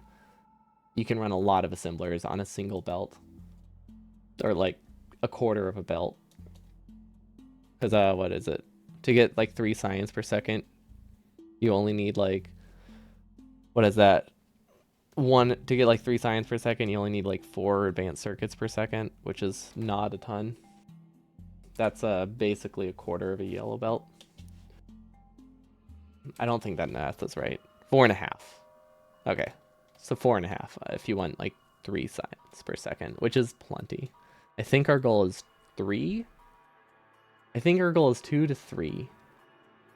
We need 2. I think we need 3 after modules. I think it's something like 3 after modules. So with modules accounted, that would be consuming less. Okay, so yeah. Yeah, this should be plenty. Because we need 3 science per minute effective research speed. So minus like 40% for modules. No, 20% for modules. Yeah, we should have barely enough here. So this is the current design. I would like to redesign it. Because I don't love it. It's very consistent. This will run, and it's not terribly slow to build. The only thing I don't like is how this inputs is the other direction. There is a fast way to build this. Because all of these inserters are the same direction. These are the same direction. So if I copy this without inserters, maybe there's a fast way to build it. Because if we do all of these in one direction, all of them in one direction, and then go down, that's actually, honestly, that's not that bad. That actually feels very clean. I mean, as far as as far as burner inserters go, that feels clean. One input inserter should be enough for this. So if I were to do this sushi, how would that work? Inserters onto the belt. I don't think inserters are great for sushi. I don't think burner inserters are great for sushi. So I would probably need to sideload red chips at some point. So we need red chips, red chips, sulfur, engines. And blue science could go directly on the belt. I feel like that might cause problems. I don't know if I should do it on the same output. Actually, no, I probably shouldn't. No, they probably should not be on the same belt. Because ideally, I want everything to be in the same direction. Can I put on the steel belt? Would that be a good idea? No. What are the other ways to do sushi? Do I have combinators by this time? I think I could get combinators by this time. So realistically, I could do, I forgot what it was called. Someone called it like a bloody, maybe not bloody, red murder? I don't know. Well, one of those words. One of those words somebody had in front of a sushi belt. And the way it worked is it counted how much of everything was on the belt. So that while it was filling, so that way it never put too much, even if it wasn't always perfectly evenly distributed, you would mostly have it work decently. I'll be getting every achievement in a single file without placing electric drills. Oh, right, I need to update that, because some people read that as not using furnaces at all. They don't read the word furnaces with electric, which is fair. English is weird in that way. Memory cell? Yeah, memory cell, that's the word. I mean, they definitely called it not memory cell. They definitely had a fun name for it. But yeah, something like that. I think that would work well for this kind of thing. It wouldn't work great. I don't think it would be great for the red chips. Self-feeding, though, is pretty nice. Self-feeding is actually really nice. They would have to be on separate grids, right? See, that's the thing. These are super high throughput, and we can't use red belts, which means we couldn't increase the throughput. So this, using sushi here, would just have the amount of stuff I could build, unless I can make it denser. You know, I could go off the grid at this point. That is a possibility. If I go off the grid, that changes how I can design things. And I think I don't need to worry about red chips on the output. Oh, that's the other thing, because the output needs to have coal on it. So I can go off the grid, and I could do red chips like this, with no gaps in between, make this section of the base a whole lot denser and easier to build. Because all I'll have to do is drag those. Oh, that's a lot of inserters. I could do my best. Actually, wait, these might be too slow. This uses, let's see, 8 seconds. This uses 1 item per second. Actually, it needs at least 2 of these. Well, I think I'll probably have stack size 2 by this point, so I could probably make do with one of them. So I could just try my best to build it one at a time. Like, as I run across, and if I overdrag, that's fine. It's not the end of the world. That could work. Although those wouldn't be on the sushi. Do those matter? Oh, I think it does matter, actually. I wouldn't be able to place extra. I wouldn't be able to place extra. Because with the memory cell, you count everything that an inserter grabs.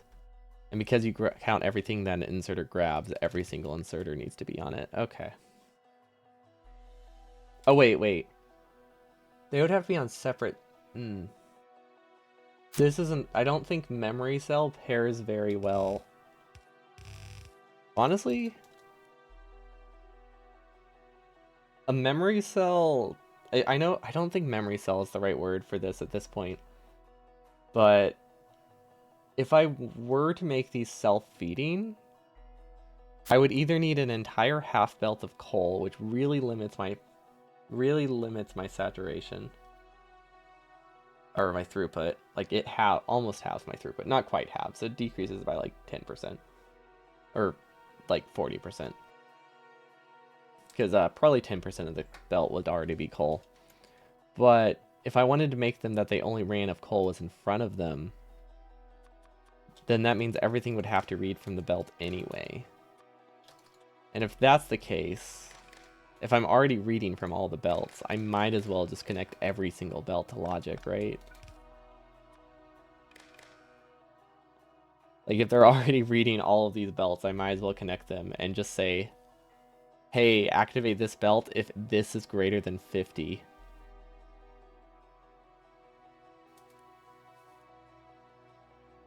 Like, normally you would use a arithmetic combinator or a decider combinator and stuff, right? For a memory cell, which is great. Except for the fact that I have to read from these belts. So then, if I'm reading from all of them, I literally might as well not use a combinator. But I don't really want to have to... I guess I don't really know that much about UPS, huh? How could I test this? Is there a good way to test how much it affects it?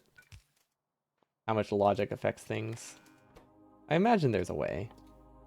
Full greater than 0. I imagine this is not how. Oh wait. Read belt contents, hold. Because I feel like this would be a very large very large thing, and most of this is just going to be infinity chess. Yeah, how would this work? I feel like it wouldn't.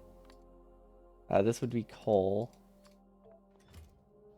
and then these would remove the infinity filter. So yeah, this doesn't seem like it would be a great way to test UPS, because this is just putting like 1,000 infinity chests.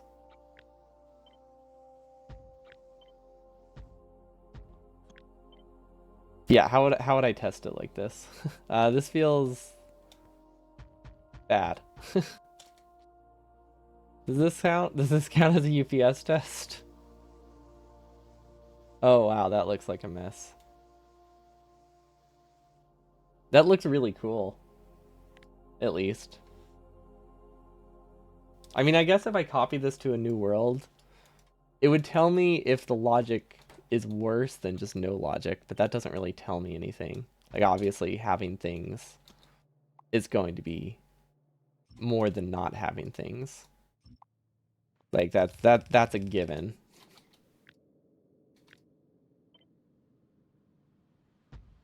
Churning entities on and off is very... Yeah, but they already, like, do that.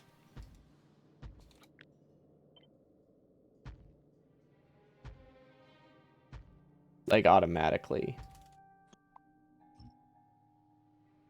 So it's really just a matter of, like, how much more UPS intensive is it? Like, it's UPS intensive, but it's not like... This is not going to be that many... This is not going to be that many inserters. This is like, This is a grand total of maybe 300 inserters.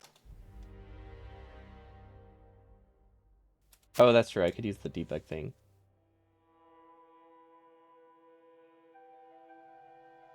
Would it, is it, if it's on a logic, is it included with inserters? Or is there, or can you show like, circuit network on here? Circuit network? Okay, it's not on there. I might, if I don't talk in a while, just let me, I'm gonna mute myself on accident. just, just be prepared for me potentially muting myself and not noticing. Okay, so debug menu, what would it be under? I don't know how you would show it there. Is it detailed info? Well, that's definitely not right.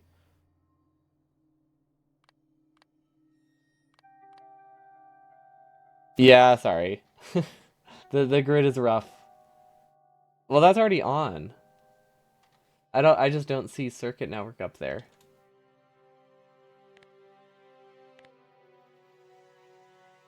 Unless like that's just not there. Or I'm blind. But this is alphabetical, right? So it would be here. Unless it's considered combinators. But I won't have any combinators.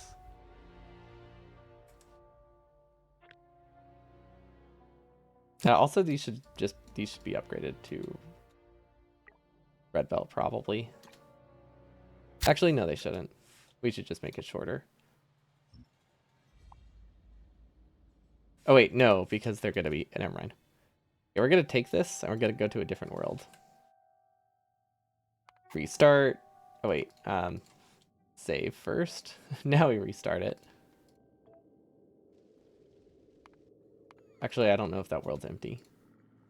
Let's just turn everything off. There we go. Good enough. Good enough. Because like we're only going to have like 100 of them, right? It really can't be significant, I imagine, unless I really want to use a lot of them. I might. We did not put it in our saved blueprint. We put it on our hotbar, didn't we? Yeah, we just held it and thought it would work.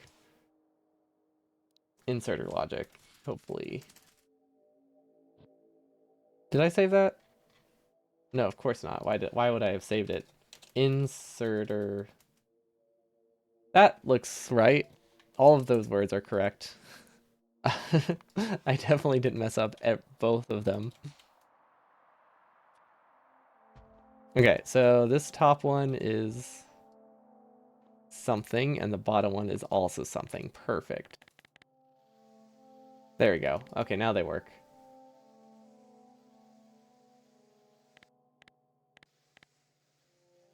Oh, that fluctuates a lot, huh? So I need to put a lot more.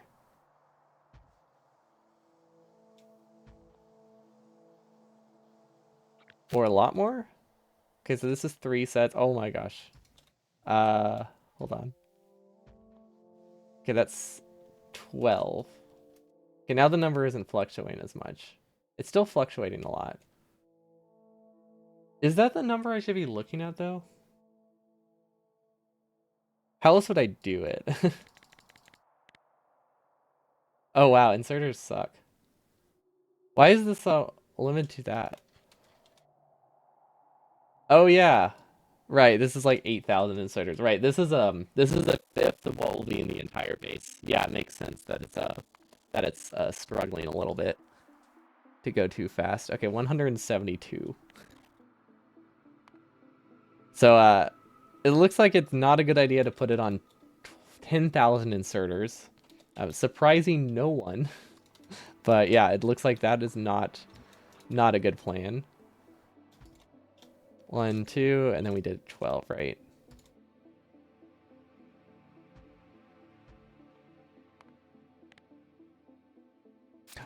Oh wow, that's very significant. Okay.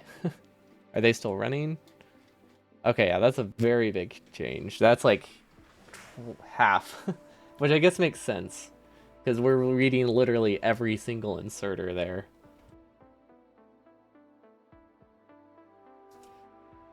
I wonder why circuits aren't on here. Because, like, obviously, there's another limiting thing here. Because these don't sum to, what would it be, 13? Is it 13.3, I think? Or is it 26? Hello, Patrick. Yeah, we're working on burner stuff right now. Trying to see how much worse it would be to actually put logic on every inserter. Just roughly. Because I know I don't want them on every inserter in the base. But I do want them... I potentially want them on a lot of my base. I could remove them halfway through the run. That's something I also wanted to test, actually. Like, I'm assuming if you remove logic later, it stops getting crazy.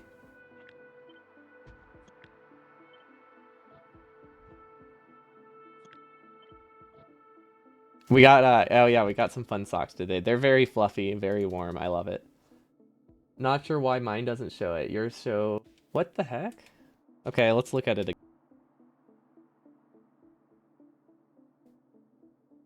Yep, muted myself. Time. Is it GPU time usage? Probably not. That would be weird.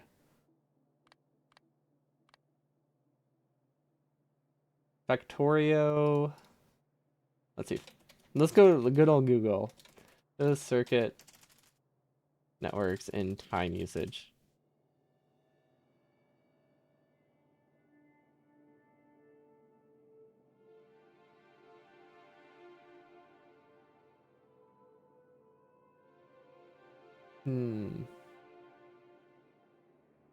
That didn't find anything, but I also literally clicked on one thing. It was like, eh. Eh. Let's see. Where else could it be? Show. I feel like would it be this one? No, that's debug. Show. Did I literally just type show into a list of things where everything starts with show?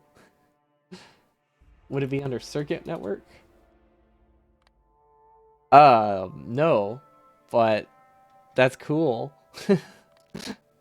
Fuzzy, you like it. Yeah, they're very, very fuzzy. Okay, so it's not under circuit. It's under logic. Nope. Is it under something else? No. But do we really need circuits? So we don't need them, but I think I can make a couple parts of my build like 15 to 30 minutes mechanically faster if I use circuits for them.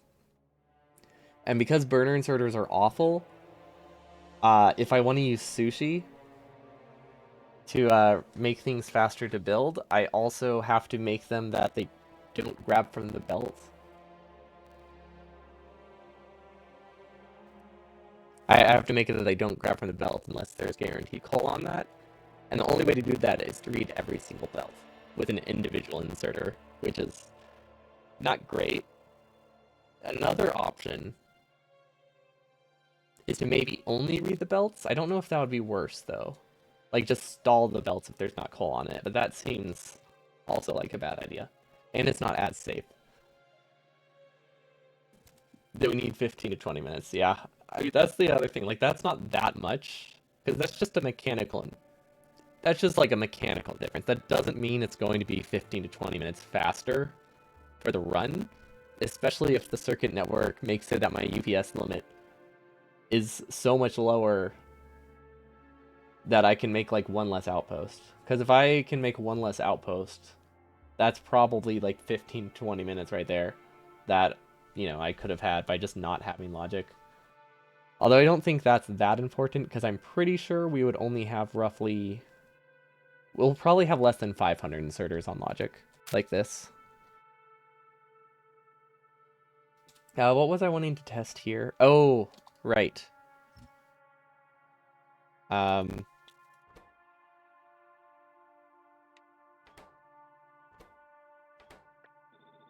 wanted to read what happens if I just stop reading everything.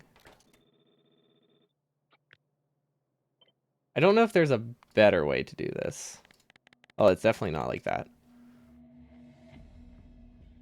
There might be other ways to remove logic completely from something. I just don't know what it is.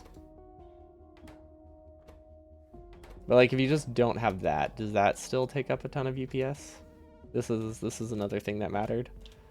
1, 2, that doesn't work. 1, 2, 3. Wait, that's way too many. I do sets of 4 here. Okay, so I could potentially remove the logic later, but it still looks like it has some impact on it, which I guess makes sense. Can you remove wires entirely with blueprints? Is that an option? Because that would be even better. I would need an infinity chest. Actually, let's just copy this. Yeah, I don't think you can remove it entirely. Yeah, you can't remove the logic entirely with a blueprint, as far as I know. Can you deconstruct circuits? Is that a thing? Entities, I'm assuming not. Yeah, I'm assuming there's no way to deconstruct circuit networks completely without just rebuilding it, but that seems that seems like a terrible idea. That definitely would not save me 15 to 20 minutes if I have to rebuild everything. But if I really wanted to, I could disable them, which does give me an idea for later, actually. Because the way that we're going to do our outposts, they need to be connected to the pole, right? They need to be connected to something. A lot of people use poles just because those are what are around and they're good for long distance. But they don't need to be connected to the pole, they just need to be connected to something. So these are all on a local circuit network. Just reading the thing in front of them, and that's it. Because that's the only way to make sure that these only get coal. Always get coal.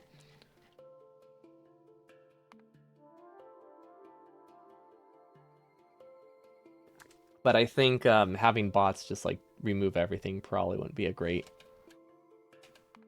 solution either. Because that's a lot of entities that'll have to be replaced. And on my base will just stall while that happens. Okay, let's get rid of the grid. Okay, so that was, I mean, I'm glad we considered that. I think it looks like they're twice as bad, roughly. Actually, almost like 2 to 3 times as bad. Yeah, that's a lot. That's a lot of overhead to do individual logic on everything. Splitters and belts should be pretty good. I guess there is the other comparison though. How much does feeding affect it? I don't even know how you would test that. Like self-fed inserters versus non-self-fed inserters. How how do you even test something like that? I don't even because like you have an inserter count, but a lot of them are idled, but also they just don't work that great. It's like this is a problem I run into a lot with burner inserters. You need coal everywhere feeding into something else.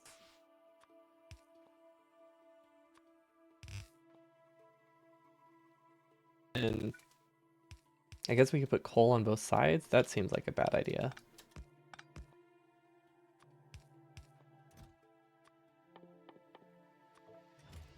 Coal, and then I guess we could do literally anything here. It doesn't matter. So this would be like self-feeding, right?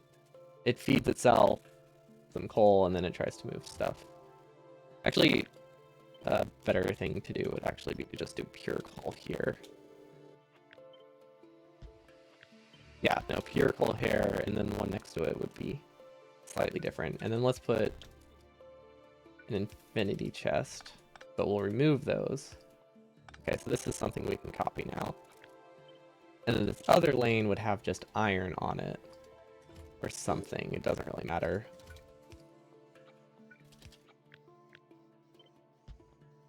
And then this would have an input like so. And just for spacing purposes, I'm just gonna try to keep it the same.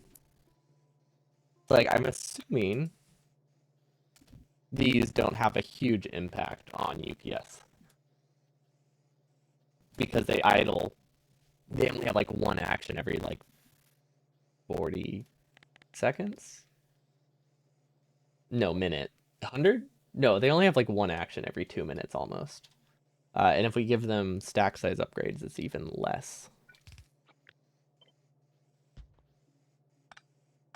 So I don't really know. So I don't imagine it's going to be like, this is twice as many inserters, right? But I don't imagine it's going to be half the UPS. But what if it is? What if I'm very wrong? It's also going to be tough because a lot of this is just going to be measuring the infinity chest because there's so few inserters, but maybe it's not. Yeah, I think most of this is going to be measuring the how good infinity chests are. So how should I be doing this? I probably should be copying them as is and then maybe making a blueprint of it. Yeah, I need to like build them side by side because if I don't do that, they're not going to be the same size in the end. There we go. Okay, this is something I can experiment with. Okay. Copy this. We're going to build it. Let's say 9 times? No. 16. No, wait, what is this? Let's go with 9. Let's see what that can do. 1200. And this is the not self-feeding. So that's about 1200, 1500. Oh wait, we can also look at this number, which does fluctuate a decent amount still. Why is that number so low? Well, sped up. I feel like it gets a lot higher not sped up. Oh, because it's just always going. I actually don't know why. I don't know enough about it for that to be able to fluctuate that much and make sense to me. Okay, so 1250. Let's go with 1250. And this is 9 segments of the iron one, right? That was the iron one. So that's 1250. 1, 2, 1, 2, 3, 1, 2, 3. I have no idea why the second number is so much higher, but okay, yeah, it does look like this. The other inserters are not that significant. Like, they do have an effect. They do definitely have an effect. But I don't think it is massive, because this looks like it's... Well, wait, that's FPS, so should I be looking at this number? Is it like a 10% difference? I feel like that complicates things. That we need smaller numbers. Okay, we'll do 9 times 4. There you go. Now the number changes a lot slower. This one's still really fast, but this is about 600. It's like, really, we just need to know if it's like a difference of like 100%, I think it would matter for me. But if it's a difference of like 10%, it's definitely worth ease of building because this is stuff I'll be hand building early. So UPS isn't the only thing that matters at this point in the run, because if it saves me like, you know, if it saves me like a full 2 hours or an hour or two of hand building somehow, and just ease of blueprinting, that can definitely make up for being a little bit worse on the UPS. Because at the end of the day, it's probably going to make the difference of like 1 outpost max. Yeah, this is not that much smaller. And then this one is the self. Wait, these ones are self-feeding. Okay, yeah. There's not a significant difference. Okay. I like how this time changes so much though. But on average, it doesn't look like the difference is that massive. They seem to be hovering roughly the same. Maybe it fluctuates a little bit. But that gives me some peace of mind. Because one of the philosophies I have, pretty much for all of the designs, is to avoid any self-feeding inserters. And I think that has been a good idea. And in some cases, I think it's actually probably based on those tests. In some cases, it's probably better for UPS actually. Is this the right save? I'm not sure if this is the right one. No, wait, yeah, this is definitely the right one. Because, like, the thing about self-feeding inserters, if you have every inserter be self-feeding, that means you have double the amount of belts, right? Unless it's like, you know, just this, where it only has one input. Or sorry, not the double amount of belts, double amount of inserters. Like, let's look at, which is a good example, these ones. So if you wanted these to be self-feeding for the plastic and green chip lane, or not that, sorry, that's why it looks weird. There we go. Let's do engines. Yeah, engines are a good example. If you wanted these to be self-feeding and not a sushi belt, you would have one inserter here, one inserter here, and then one inserter here. You would have 3 inserters, and they'd all be self-feeding because you would have coal in each belt. Whereas if you don't have them self-feeding, you could have 2 inserter inputs, and then you have 2 inserters feeding those instead. So this does use one more inserter, but this has a lot more active inserters. And they are unsafe. That's the main thing. They're unsafe. But you definitely need a lot more input inserters if you're doing self-feeding, which is great for these. It's great for iron. It's great for purely gears, and maybe... Actually, no, that's about it. It's great for gears, and maybe pure cables. But cables are output limited more than anything, so even then it doesn't help a ton.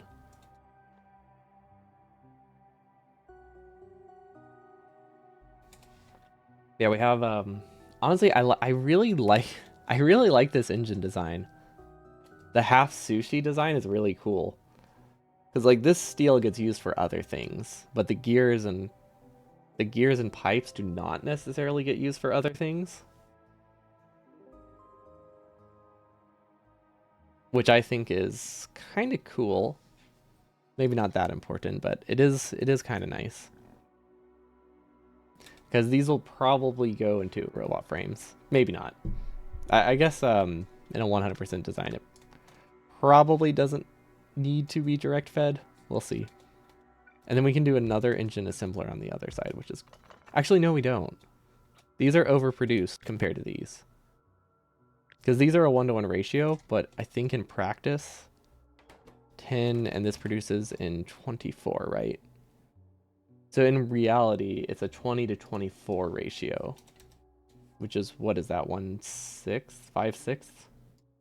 So in reality, this is 12% overproduced, which means we technically have like 4 we could send into engines. That's not that many. Okay. But we probably wouldn't double-side it. We would probably just put another one here and call it a day. Just because that would be easier to set up if we can get the spacing right for it, at least.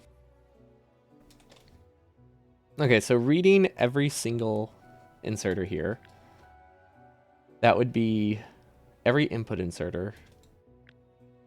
And then if I did that, I would probably do it for this entire chain. So yeah, we're looking at like 500 inserters with logic on them.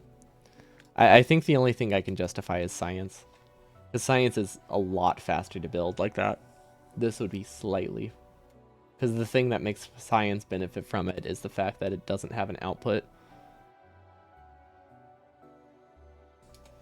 Okay, so this, I think I decided that's actually pretty fast to build. These aren't. These are not fast to build. What would be faster would be red belt. Red belt and belt weaving. What happens if you drag red belt in the opposite direction? Yeah, it doesn't work. Yeah, that makes sense. I don't know why I thought there is any chance that would do something. They're also rotated the wrong way. Cool. Yeah, it's really fast to build if you can drag them reverse from each other, since you can rely on smart belt. But because these will be ghosted, we don't really have to worry about the awkward spacing. We can just hold left click. So the thing that's going to be tricky to build is actually the splitter. So if I could remove the splitter somehow, that would be awesome. Because let's see, these have wires here, green chips and plastic here, or vice versa. It doesn't matter. Can I reverse these? Actually, you know, this is really fast to build. I'm looking at it. This really is not bad.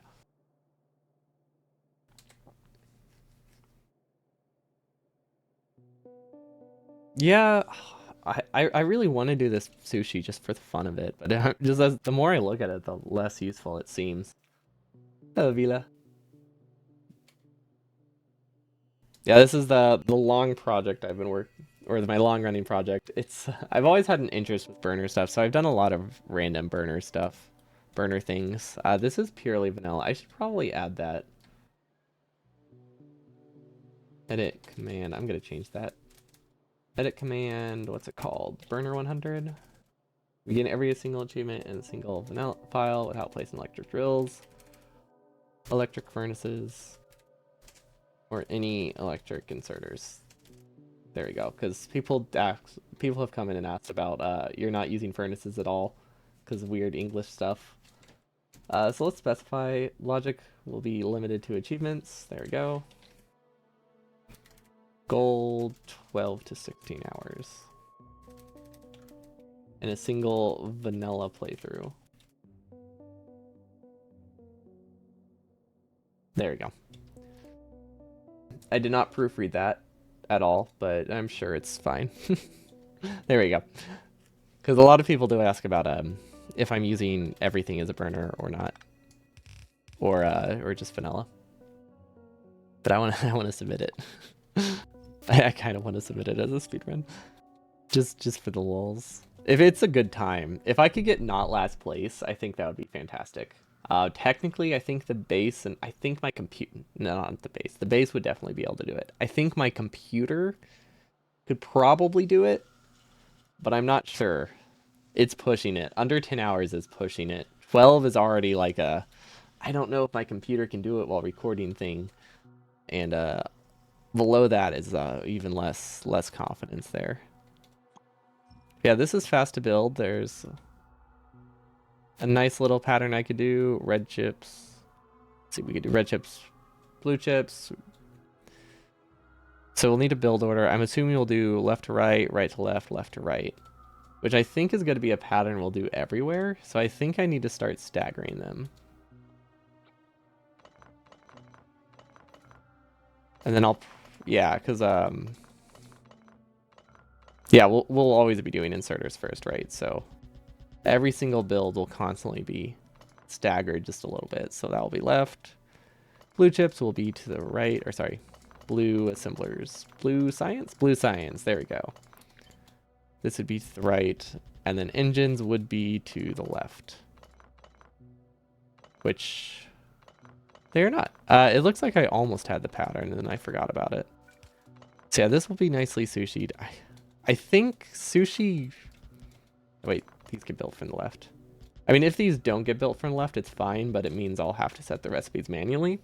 But if I build it correctly the first time, I don't have to set the recipes because blueprints. So I do want to try to keep the pattern that I intend. And then I'll probably extend red chips, but that'll probably be a post-bot thing. So I just need to make sure I design this loop in a way that these can fill in without hand building, which I think is pretty easy. Yeah, actually, that's really easy. I don't know why I have double inserters. I just realized I don't need double inserters here at all. How did I mess that up? Why did I think I needed that? Oh, this just made this so much easier to build. Like, a lot easier to build. Huh. No, that's massive.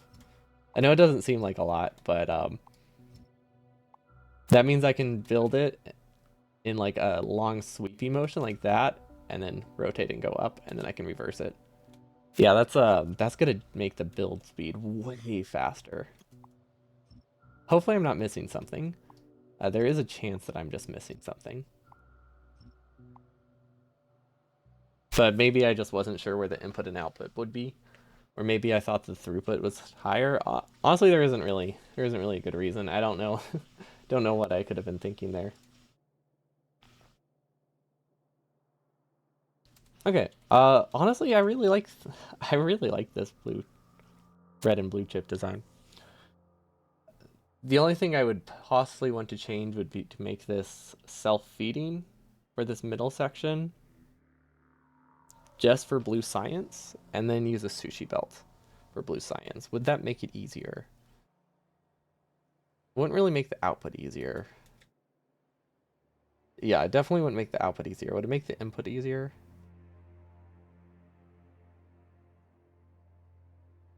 Maybe. No, no, I would need a gap here. If I wanted sushi, I would need a gap.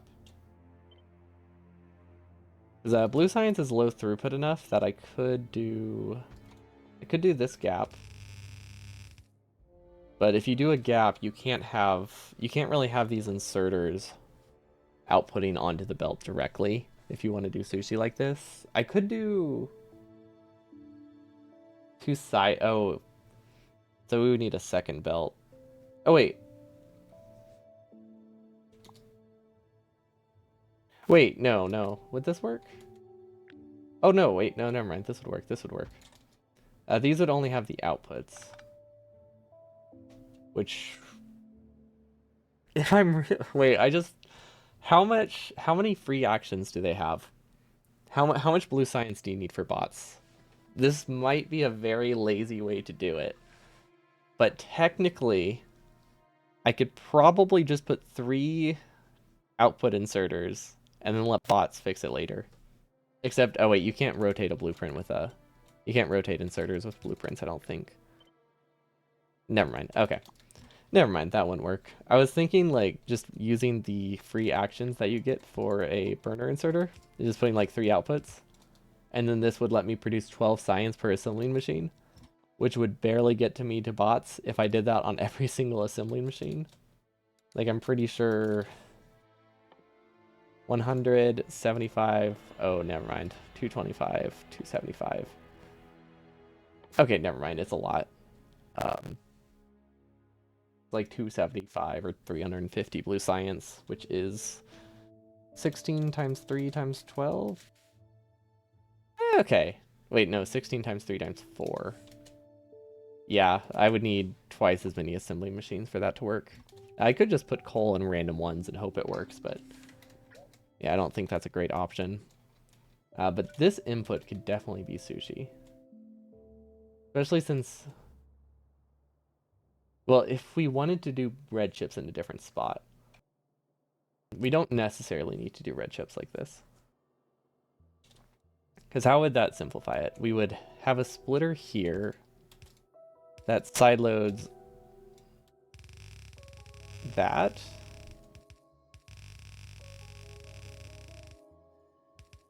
Actually, I probably wanted to go the other way. Probably, yeah. And then red chips, since we only need 3 inputs, red chips could go directly onto this belt. These wouldn't be self-feeding. I mean, I could make them self-feeding, but they wouldn't need to be self-feeding. Yeah, I won't build things faster if they're self-feeding. Does this make anything faster? I don't think this would make things faster to build. So it's probably not worth it. Because it's saving doing this. I would do this instead of this with every build. Which does not add up. That probably won't add up to save time. But I still want to finish this just in case I'm wrong. So these would output onto the far side, and then we would have engine side loading here with circuit logic to say stop if it's a certain fullness, and then similar thing on the other side, we would have sulfur doing the exact same thing over here. And then red chips would just completely fill this outer belt. And then at the end of it, we would probably split off red chips here. So we wouldn't even have like a continuous amount of red chips going through. And the reason we rotate it this way, and then if we do clockwise like this, that would let us split off red chips at the end. If we do counterclockwise, we would have to send red chips to the left. So it depends where red chips go. Yeah, this is how sushi would work for blue science. And that does not look that really does not look that much less complicated than this. It's a tile taller, and it saves a grand total of 32 inserters. Yeah, okay, that's nothing. It's a bummer. The fact that you still need coal complicates things. Okay, so what's next after blue science? We need engines. Specifically, we need electric engines. I haven't figured out how we're going to get coal here. I think I might put labs in a different spot, actually. I feel like labs should be on the edge of my base, like over here. Because basically the way I have this set up, I have a vertical coal grid that goes through my entire base. That makes it really easy to expand coal. It makes it really easy to kickstart things, because you always know where you can add coal to speed something up. It just keeps things very balanced. And it's a lot easier to build this than it is to put a splitter between every inserter with like self-fed coal. So the coal grid is really, really good. Like I really loved it in the first run. It's fast to build, it's consistent, it's fairly cheap. I mean, compared to any other option, it's cheap. Like it's just as cheap as a splitter, but even better because it's not necessarily faster to do one at a time. Like to do it once is not faster, but to do a lot of them is a lot faster because you can it benefits a lot from doing like rows at a time because you can just use smart belt. Whereas if I were to do that with a splitter, you just have to accurately click every single time. You can't just go like vzoop, vzoop, vzoop, and then it all works. And the price is actually the same, which is weird. I don't know if it's exactly the same, but I'm pretty sure I did the math one time. And it was like 2 undergrounds versus 2 splitters. So this is actually it's cheaper. It's the same amount of iron. Yeah, it's the same amount of iron, but the splitter requires copper. So yeah, it's actually cheaper by 30%. Oh wait, but you also have to account for this is what it was. You also have to account for these 3, which is another, what is that? 3, 1.5, 3, 4.5. Yeah, so 4.5 iron here plus whatever the splitter was or the underground was. So that brings it to a total of I think what 23 iron, 22 iron, 22 iron. So 22 iron versus 16 iron and 7.5 copper, which is like about 23, 24 resources. But this means you can skimp on, if you skip these, you can skip on the copper lane too. And just having only iron is really easy to manage than balancing need for multiple resources. I don't know what this is. We're gonna keep those over there for now. Yeah, I like this half sushi. This one is worth it because this is really easy to set up and does have a benefit. We have all this space to work with. Right now we have this awkward gap here. So we either need to plan for more blue science, which I think we might have to, or if we need more blue science later, we can just kind of paste it. I think since this is hand built, I should try to make this section compact. Because this is the last big thing that I'll have to hand build, which means I want it to be simple. I want it to be easy. I want it to be compact. I want it to be something I can just kind of throw down wherever. And this would be a great spot for, possibly a great spot for electric engines. It depends. But I feel like these red chips I don't need. I don't think I need them. Because I think having these just go towards these is good enough. We would have a few red chips extra going through for roboports. And that's all. They produce roboports and that's it. We could also use... we could use a prod mod assembler though. And a speed mod. We don't need speed mods. We could probably fit a roboport here. Actually, we do need a lot of roboports, especially since we can't handcraft them. I don't know. I'll think about the numbers later. I mean, it's not a huge deal if I extend this. But if I keep this short, then that means there's going to be extra green chips on this row that we can use for bots directly. And I think that would simplify the build speed. A lot. And then the next expansion could be done with bots, so I don't have to care that much about the build speed. I have no idea what's going on over here. I wonder, I feel like there has to be a way that I can make this fast to build. I just don't know what it is. I think I'll have to practice different build orders.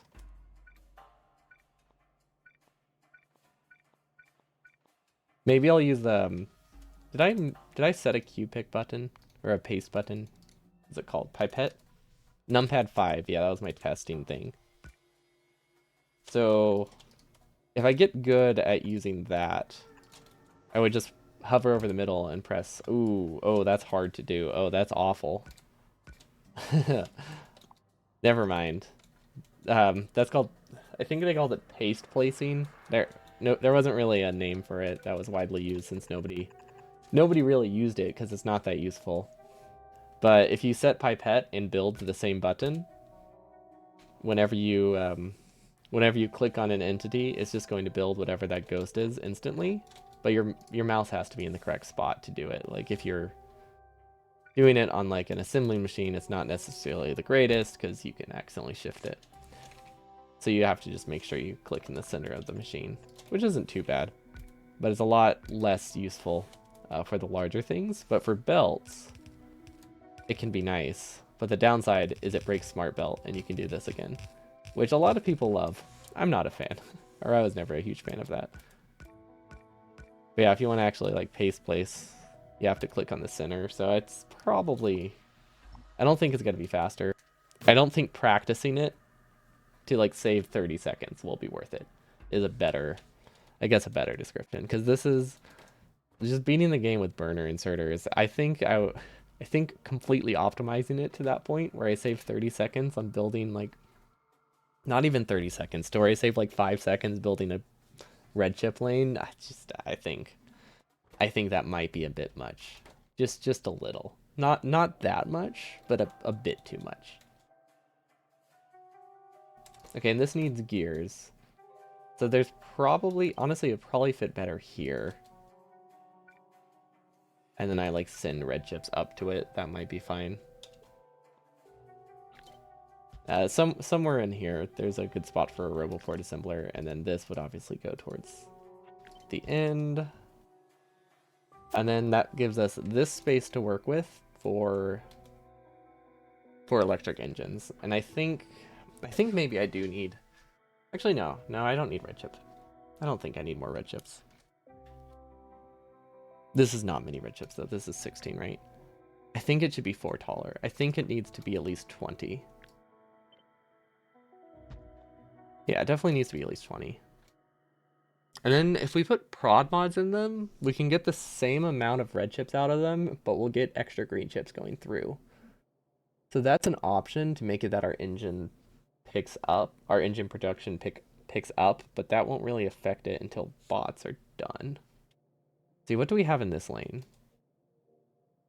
So these will get an entire half. Oh, wait. Wait, 24 uses like 80% of a belt, right? I think 24 assemblers only uses like 80 to 90% of a belt. So that means I could still do the full like 24 long and still have like a 10th of a belt, 10th, 20th, no, 10th to a 5th of a belt of green chips going through for bots, which I think is plenty, right? Maybe. It might be plenty. I don't know how much should go into RoboFrames. It would be enough to kickstart bots. I can safely say it'll be enough to kickstart bots, which I think is really all I need at this point. So that gives me a nice spot here to do engines. Or robot frames. So engines are in this belt. Green chips are in this belt, which I don't love. That's actually harder to get over here than I thought it would be. If I put it on this one, I could maybe like send it up. That actually might work. I think that's on the correct side of the belt. That I could actually just, oh wait, that works really well. No, that's really fast to build. And then I can just put them wherever they need to go. And then we also need lube. don't know if that's... I don't think that complicates the build that much. Wait, does it? Electric engines are weird. Should I do direct fed? Wait, these are not blue assemblers. I just realized I've been designing my whole base around not blue assemblers. Just not for like... I haven't been doing it for the purposes of counting assembly machines. I've just been placing gray ones everywhere because I haven't been thinking. Gray assembler. That's not what they're called. That's also not what I'm looking up. Okay, these use circuits and engines and lube. The lube does complicate things.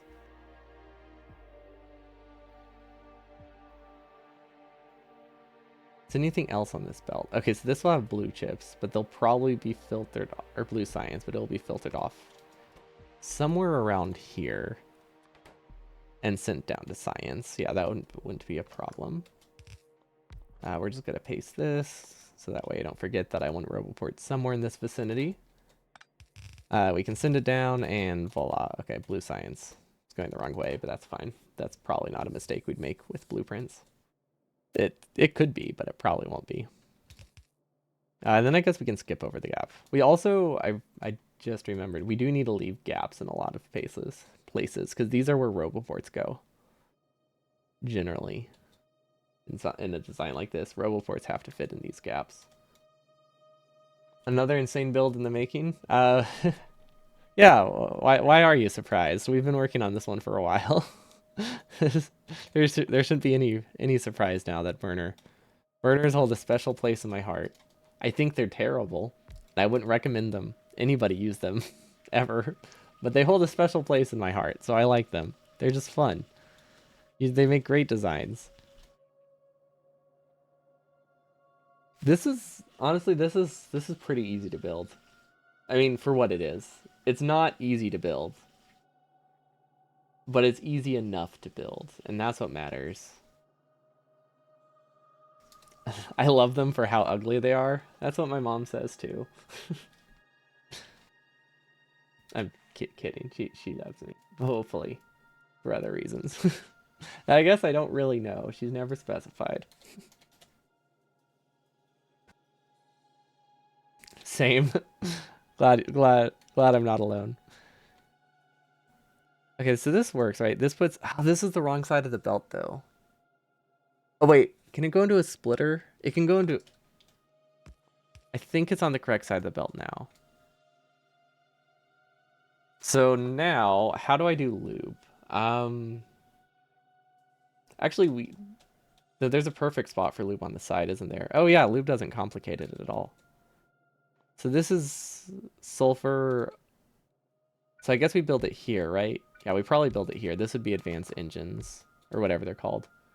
Don't y'all need to power the factories? Oh, yeah. This is just a rough draft. Power poles will be pretty easy to place, like, later.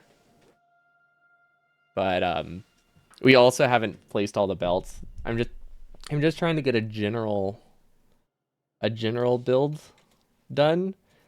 Because we'll probably be like shifting things and like stitching them together to try to save power poles and stuff whenever it's all put together.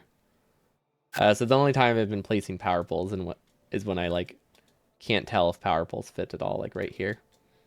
But yeah, there will be those. They're just omitted for now during this phase of the planning because for the most part, I don't think power poles will change the designs much. They might change like the build order of certain things, but they just kind of go wherever. Especially since there tend to be pretty large things. Although, actually now, I am glad you brought that up because it does make a big difference for the thing that I'm... Yeah, actually, it does make a big difference for electric engines. Or it potentially does. It potentially makes a difference. I used the wrong assembling again. Since you won't use power for more than factories, how many boilers do you think you need? I'm expecting 2 to 3 gigawatts. So that is... What's that? 2,000 or 2 million or 2,000 divided by 1.8. So what is that? Like, well, 1,100 boilers? A lot of it is because we're using modules and we're using we're using assembler 3s to try to save UPS. So that is a good chunk of it. The fact that we want 4 prod modules in every outpost, that means the outpost use it's a pretty sizable chunk. Let's look at the outpost. Where is it? This thing. This is the outpost. We're gonna have like 10 to 15 of them. Each set of this, I think. It says, let's see, 376. The amount of power it uses is not equivalent to the number of assembly machines. So each assembly machine uses a megawatt, but they only work like 60% of the time. So this, I think, whole thing is about 200 megawatts, and I want like 10 of them. But if we were to do a similar thing with non-module blue assemblers or something like that, 155 kilowatts for like the same production. So we're increasing the power requirement by, it's not fivefold, I guess like probably about threefold, which is still a lot. It's still a lot, but you know, it's the difference between 400 and 1,200 boilers. This is the power plant that I think I'll be using. I'm not sure which fluids I'll be doing it with, but a direct fed power plant will be nice. Fed pretty much entirely off of solid fuel because I'm not limiting myself to coal for this challenge at least. Because like I'm just trying to make it that my computer can do it in under 12 hours. I can't do the extreme exceptions like, you know, only gray assemblers, only no modules, no beacon. I can't do those because I have an actual time limit I want to beat. And the only way those would work without a time limit is if my computer was like 4 times better. Because that UPS is a very big concern. So if I were limiting myself to coal, I would run into coal and blue assemblers and stuff. 12 hours would not be possible with current computer options, I think. Maybe like the top tier X3D, but even then, with how large a gray assembler factory would be, I don't even want to think about how large that would be. Like I'm struggling to consider 12 hours as possible.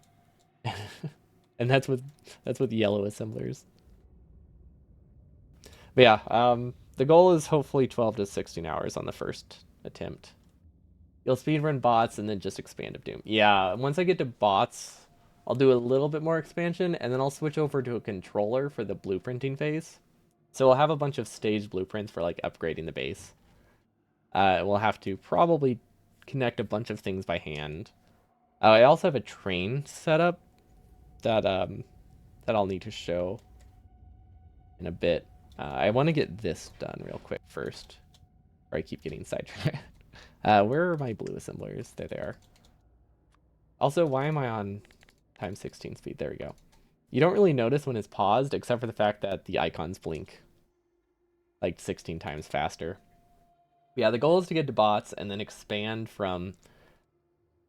It looks like we're going to have roughly... This isn't including the drills, so we're probably looking at 3,000 inserters placed by hand, and then bots will place the remaining 47 plus thousand. Because the end will probably have almost 60,000 inserters, 50 to 60,000 inserters, and we're aiming for an end production of about 4 to 5 million green chips per hour, which is a lot, not nearly as much as you can do with an electricity. But that's a lot of green chips per hour from just burner inserters. And that's my estimate from when my computer will be processing limited. Unfortunately. So I doubt I'll stream the end of it. I'll stream it until my UPS peaks, and then I'll probably stop streaming and keep recording. Because that would also let me save like another 30 minutes. But like I would just be sitting there doing nothing for 4 hours once I reach that point. There's nothing I can do if once I run out of EPS. Actually, math-wise, I could probably go to like 55. 50 to 55. I'll have to do the math for that. What am I looking for? Because, like, it's real time, right? Like, I'm looking at real time. So if I can get a 10% increase in production for a 5% loss in UPS, that technically does get me more production per real time. So I probably don't have to shoot for 60. I could probably shoot for like 55, 57. So like one more outpost after I get to 60. And then that would have to be the end of it. Yeah, engines, I think the best way to have engines is have them all rotated the same way. Does this work? Yes, it's just staggered in the wrong spot. And then these would be piped grounds. It doesn't need to pass through though, which is nice. Oh wait, it doesn't need to pass through. So never mind, power's not a problem. We can just power it this way. This would have an input on the bottom, build, and then output, build. Actually, wait. Over here makes more sense. It doesn't look like it makes a difference, but this has the benefit of never having to let go when I drag. So if I do inserters last, this is faster to build. Or at least easier to build without wasting inserters. So this would go roughly here. I think this tessellates correctly. Okay, perfect. So that means this goes straight through here, and output goes here. How many of these do we need? I don't actually know. I have no idea. But it's going to be at least 8. I'm going to say it's going to be at least 8. Because I haven't done the math for how much... I don't know how much I'll need for... Well, one, I don't know how many bots I'll need. So that's a big thing. Don't know how many bots I'll need. And then I don't know how many you need for 3 or 4 yellow cyan's per minute. I don't think you need a ton. I can't imagine you need a ton. Because one of them becomes like 3 yellow cyan's, right? Pretty sure it's like a 1 to 3. Yeah. These are the least limiting thing usually for utility science. Oh, hold on. I'm getting a call.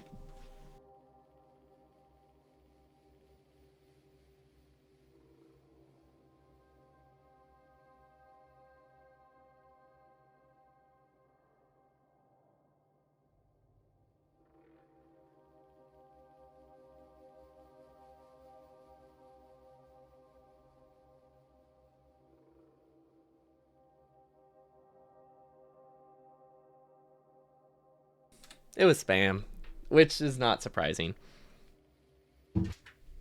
Completely unrelated to anything. I got an electric kettle for Christmas, which is super exciting. I've been wanting one for a while, since I used to have one in my old place, but when I moved, I didn't bring it with me. I left it. And I was really missing it because stovetop kettles are, well, for one, they're really slow. They're a lot slower. A lot of the heat is wasted just going to the environment, and just, yeah, they're just not, they're not as fast. So I just found I wasn't drinking tea as much as I used to, just because it just wasn't worth it. And also it's not as comfortable to like wait around, the stove as it is to just turn the electric kettle on. Because auto off is very nice, which, stovetop kettles don't have. Especially if they make sounds. So I was super happy. But also, like, last Christmas, I got a teapot that I never used. For, that reason, I just wasn't drinking tea. And I just remembered it today, and saw it when I went to grab my phone to see what that phone call was about. But yeah, super exciting. Super happy that I finally have one, because I've been wanting one for like a couple years, but I've just been like, I don't really need it. So it was something I couldn't justify grabbing. But yeah, very exciting. I can just have tea again regularly. Now I just need to figure out what kind of tea I want to drink. I've never done like tea leaves before. I feel like those could be fun. I've heard good things about tea leaves. Although I'm assuming they could get somewhat fresh tasting stuff here. But what is this? This is 8, right? This is 6. Actually, the amount doesn't matter. Literally doesn't matter. Does this look like it works? That's what matters. So lube would come from the top. This isn't a great way to build. This isn't really okay. The inserters are fast. The pipes for this are really slow. I wonder if I can do it a different way.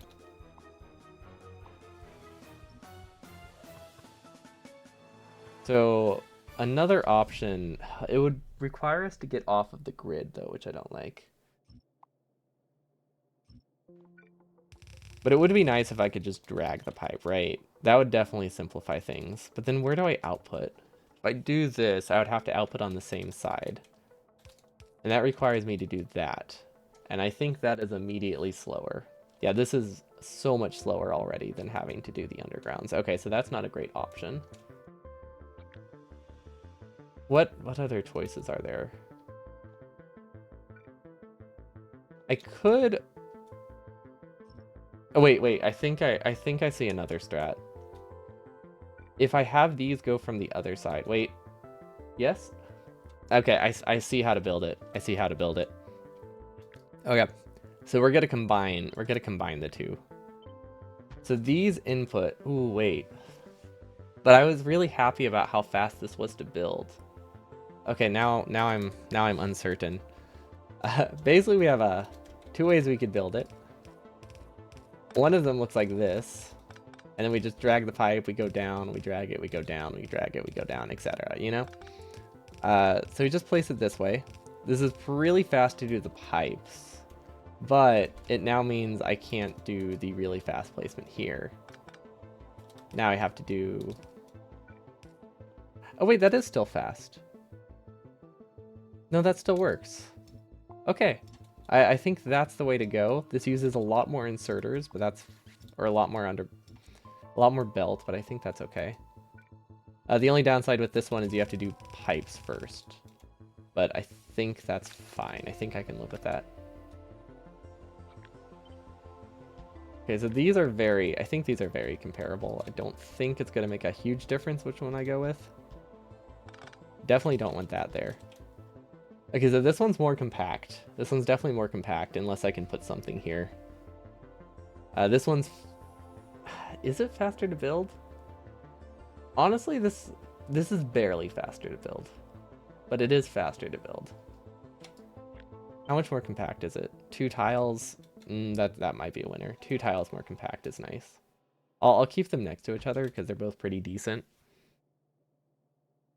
And then these go towards... where did these go? These go towards RoboFrames, right? Yeah, RoboFrames, which need steel, batteries. Oh, we haven't done batteries. Okay, we're not gonna do bots. We're not getting bots done today. I forgot we haven't even done sulfur yet, which is a little bit farther away than I would like, because we have to wrap up soon. Okay, this will be goal for next time then. We'll do get to batteries. Get to batteries and bots. I mean, it's pretty close. After this part of it is done, most of the designs are just can be built on what's cheapest. And that's it. What's cheapest and what's compact and consistent. Okay, there's still 3 things we have to build around. Compactness and reliability are actually probably more expensive, or probably more important than cost, actually. Like, even entity account is probably more important than cost at that point. But yeah, because bots will be building a lot of it, we'll have the designs built around... We'll have the designs built around those instead. We won't have to worry about build speed quite as much, except maybe a couple things. Like, we'll probably do an extra... We'll probably hand build the rest of the ball mall while bots get started, or we'll do another power plant, or we'll connect some resources, something like that. But so we might have like one more build we have to do by hand, but for the most part, everything after this, in like this section of the base, can just be completely messy, completely sushi. Doesn't have to be fast to build. It just has to work well, which is nice. Maybe not completely sushi, but we could do a little bit of sushi. I don't know if it would really help. I don't think. I think sushi with electric with burner inserters doesn't actually save that much belt or space. But yeah, these are the not this. This is the old. This is 100%. I think the normal 100% train. This is my train. There we go. So this is my idea for how we're going to the outpost. It's a 1 to 5 train, which is not normal. Like, that's not a very standard train length. But with rocket fuel, it's fairly fast. And I couldn't justify a double-headed train. I mean, I could probably do a double-headed train, but I definitely don't need a double-headed train with, like, 8 trains behind it, right? I think this is plenty. So, we only need one dedicated thing for fuel. And that's it. One dedicated thing for fuel, and then 4 that are mostly dedicated to iron. That gives you pretty much a full 4-long train that runs like 5 or 10% slower than a full length, than a 1 to 4. So it seemed like a decent balance for size. Because if I had it double-headed, it would be going full speed. Or yeah, it would be going the full speed if it was double-headed, but it would be a lot harder to build the loops and all that stuff. So this seemed like a decent compromise, and we'll have rocket fuel by this point, so it will run nicely fast. We won't have nuclear fuel. This was just in there for testing purposes because I wanted to see how fast it went. But yeah, we'll be using rocket fuel because we can't get nuclear fuel. It's not possible to get it with burner inserters, which is really sad. But the idea of it is that we send this train to an outpost, which I think that this is the filling train. No, this is the unloading train. So we send this to the outpost. It unloads an entire train worth of solid fuel. Most of the solid fuel goes towards the miners, but it is prioritized towards refueling its own train. And then these are set to only work if coal is backed up. These are not set on individual circuits. They just read one backed up fuel cell.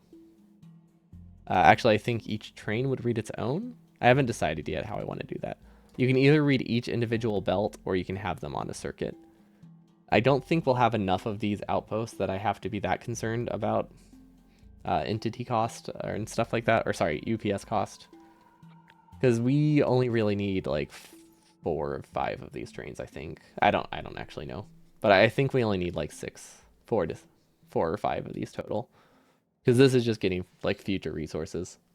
How is nuke impossible with burner inserters? You can't mine. You can't put a pipe for sulfuric acid in burner inserters. They just don't let you. I've seen it in mods before, but usually when you place an electric drill on uranium, it gets a little spot to pass fluids through, but it doesn't get that with burner inserters, so you can't get sulfuric acid to them to mine the uranium patch. You can process uranium, you just can't get the uranium mined.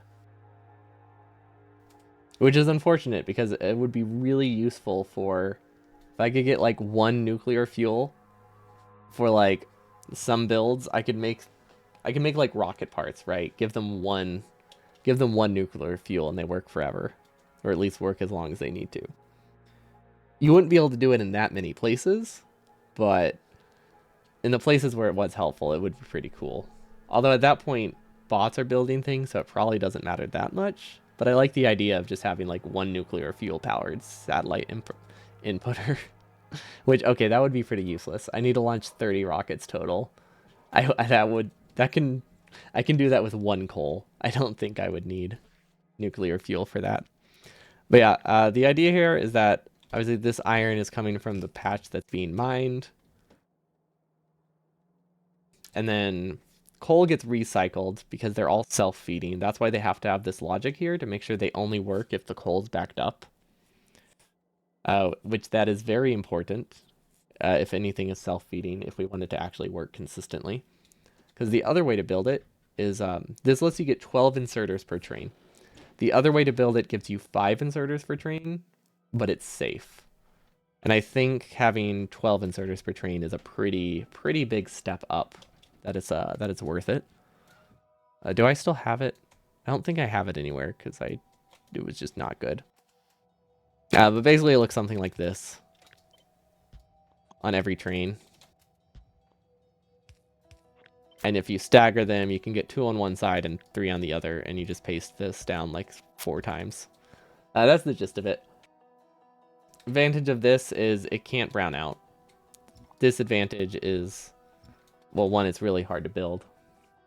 But I think we'll have bots for this. And 2 is just, 5 inserters is not even a full yellow belt. I think it's 1.8 theoretical, which is probably less than that. So 1.8 times 5, that's 9. That's barely half a yellow belt. Whereas I can do 12 times 1.8, which is 21. So more than twice the throughput, which is very important. Because otherwise I would just have to have like 2 trains at every single outpost. And I would like to avoid that. But yeah, that's the loading station. And then unloading. The reason these will hopefully work, and this is a bit risky. This is a bit risky, so I'm not sure if I love it. Maybe I could probably set it to this to make sure this only runs. Oh wait, I can't do that. I was gonna say I could make it run only if there is exactly like 200 solid fuel in there. But because this is also unloading solid fuel, that wouldn't work that well. Although I could probably still use that logic. Since if I did an and statement, like it needs to be mostly full on iron and have exactly 200 solid fuel in it, the odds of iron being full and this plus these adding to 200 is pretty low. And it doesn't need to be perfect. As long as these have at least 50 in it, or 10 in them each, it should be fine. No, 12. They need at least 12. But yeah, it goes there. We have it set. The train is filtered, so that way solid fuel is first, and then iron comes after it. This changes the priority of unloading. Like, it has to be that order, because things unload from the back of it first. They unload from the last slot in a chest first. So this makes it that all of these will activate. Let's see if we click play, can we send it? So whenever they get there, they'll all grab fuel if they need it. We had some problems here during testing because we didn't have the coal balanced perfectly, so we'll need to work on that for sure before we actually use it. Okay, there we go. So that goes through. And because of the way we have the priority set, iron will be unloaded first, but if they ever need solid fuel, or if they ever run low on fuel, they will change their priority and grab the fuel first. Which means when they first get there, there'll be that first action where they self-fed. Because these were empty, now they're self-fed. Now they empty all the iron. And then there won't be that much fuel left. There's going to be like 14, 20 fuel left in them. And that fuel just gets recycled back into the original train and sent back to the outpost. So this lets me have a very dense unloading station. And loading station.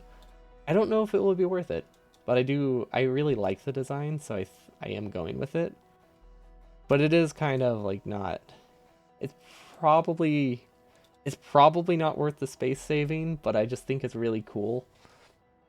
So I'm rolling with it. If I can get it a little bit safer, then it would be great. If we wanted to be even safer, we could do some weird stuff with this back wagon, but I don't think we need to worry about that. But yeah, that's how we'll be using trains. We won't use a ton of them, and we won't use any before bots. This will be This will be for when we're building our base, expanding our base, and we need to get like this outpost right here to get more iron for our base. All we'll have to do is bring a blueprint for a train, connect power, connect a train track, and then we don't have to think about connecting what would be six or eight yellow belts. Everything is just one blueprint that we paste, which is very nice. And then with the way that we have coal sent out, the solid fuel sent out on the train, we also don't have to worry about connecting fuel, which is fantastic. All of that will be handled by the train. And as long as I can get a fuel distribution and train logic that works, we'll be a-okay. I'm thinking we'll probably have to do something like I'm thinking, actually I'll probably do it right now. Add weight condition, item count, we'll do solid fuel equals like exactly like 400 or something. I don't know what number it would be. We would need an and statement though. So it needs to satisfy both these conditions. So this is 200 and this holds 2000? Yeah, 2000 plus 200. So this would leave at exactly 220 or 2200. Or no, exactly 2000.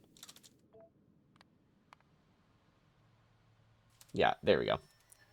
So the odds of this having this time requirement and this at the same time would be pretty low. So I think that's a good balance. And then same for leaving it. We'll do the exact same thing, but for this one, we'll do cargo item count is equal to 200. Actually, this one might not work as well. Maybe this should be a greater than. That might need to be a greater than. Like this one works because when it's outputting, it will always have full solid fuel. But when it's coming back, it might not always have full solid fuel. Which is not great. It's definitely not great. Because like there is a point, like this is overproduced, right? We're sending twice as much solid fuel as we need at a steady state to kickstart it. Because if we don't, it's going to take like an hour to start. So we have to send like 2 to 3 times the solid fuel. Which means eventually things won't really be unloading. Which means we can't do this. We can't say equal to 200 here. We could possibly do greater than 200 or greater than equal to 200. That at least checks to make sure these are at least mostly full. There is the downside of if we mess this up at all. If we mess this up, we're not recycling like anything though. That could be bad. Because that could also deadlock. But I think the odds of it deadlocking are incredibly low. Actually, no. Yeah, I think they're almost 0. Okay, so this should be good. This right here, though, this one should be really nice. This just means, hey, you've cleared the entire train. Let's go. There is another option to time it to where the fuel doesn't get emptied out of these at all. But I don't think that's going to make a huge difference. But you could make it that, like if I set the timers right and made sure it only moved if iron was completely full or completely empty, we could maybe make it work. But yeah, that's probably not a great option either. Because I think I have to choose between basing it off of iron and coal. Mixing the two won't really work that well. That's it for me today. I'll be back. Let's see, what day is it? Tomorrow? Okay, so I should be doing space exploration tomorrow. We're almost we've almost fully automated our entire like rocket system, which is great. It's probably going to be obsolete soon. Although soon is probably an understatement. We still have like 3 more techs before we get to space elevators. So I think it's still worth setting it up. But we've been working on replacing our entire base with dedicated rockets, which has been slow. But we'll be working on that tomorrow. I need to think. I'm not sure what I'll be doing for Meme Run Monday. I have ideas. Just haven't. It depends. I think it depends how much I want to do. I have a lot of ideas ranging in complexity, so I might go with depends how I feel. That's why it's Mystery Meme Run Monday. But I have a couple options. Honestly, the no splitter one, no undergrounds, that one's been on the list for a while. That one could work. If I want to do something really dumb, what else? What do I have? Hand fed? No, I don't think I want to do hand fed for a while. I don't know. I'll have to think about it. I have a couple days. Cars? Oh, yeah, there is that one. I need to think of the logistics for that one a bit more first. To like how to figure out how much hand feeding I would need to do before I did that. I also need to figure out how cars work. Because their cars are finicky. Cars on belts are finicky. The one boiler one. So the one boiler run I don't want to do because we've spent the last like 3 weeks doing pipeless stuff. So I don't think we should revisit that one immediately. I think I should take at least a week off from that one. Because we've been doing a variation of the pipe one for like 3 weeks in a row now. But I do want to do something like that. I don't know if it will be one boiler. It would. That sounds funny though. It might be one boiler. One boiler, no barrels. If I can think of a clever name for it, we might just limit it to one. To one boiler just for fun. I just like the idea that my base only works at night. Or only works in the daytime for like the first 30% of the run. But I hope you all have a wonderful day. I'm gonna go make some tea with my new kettle, probably. But yeah, have a wonderful evening. I'll see y'all next time. Peace.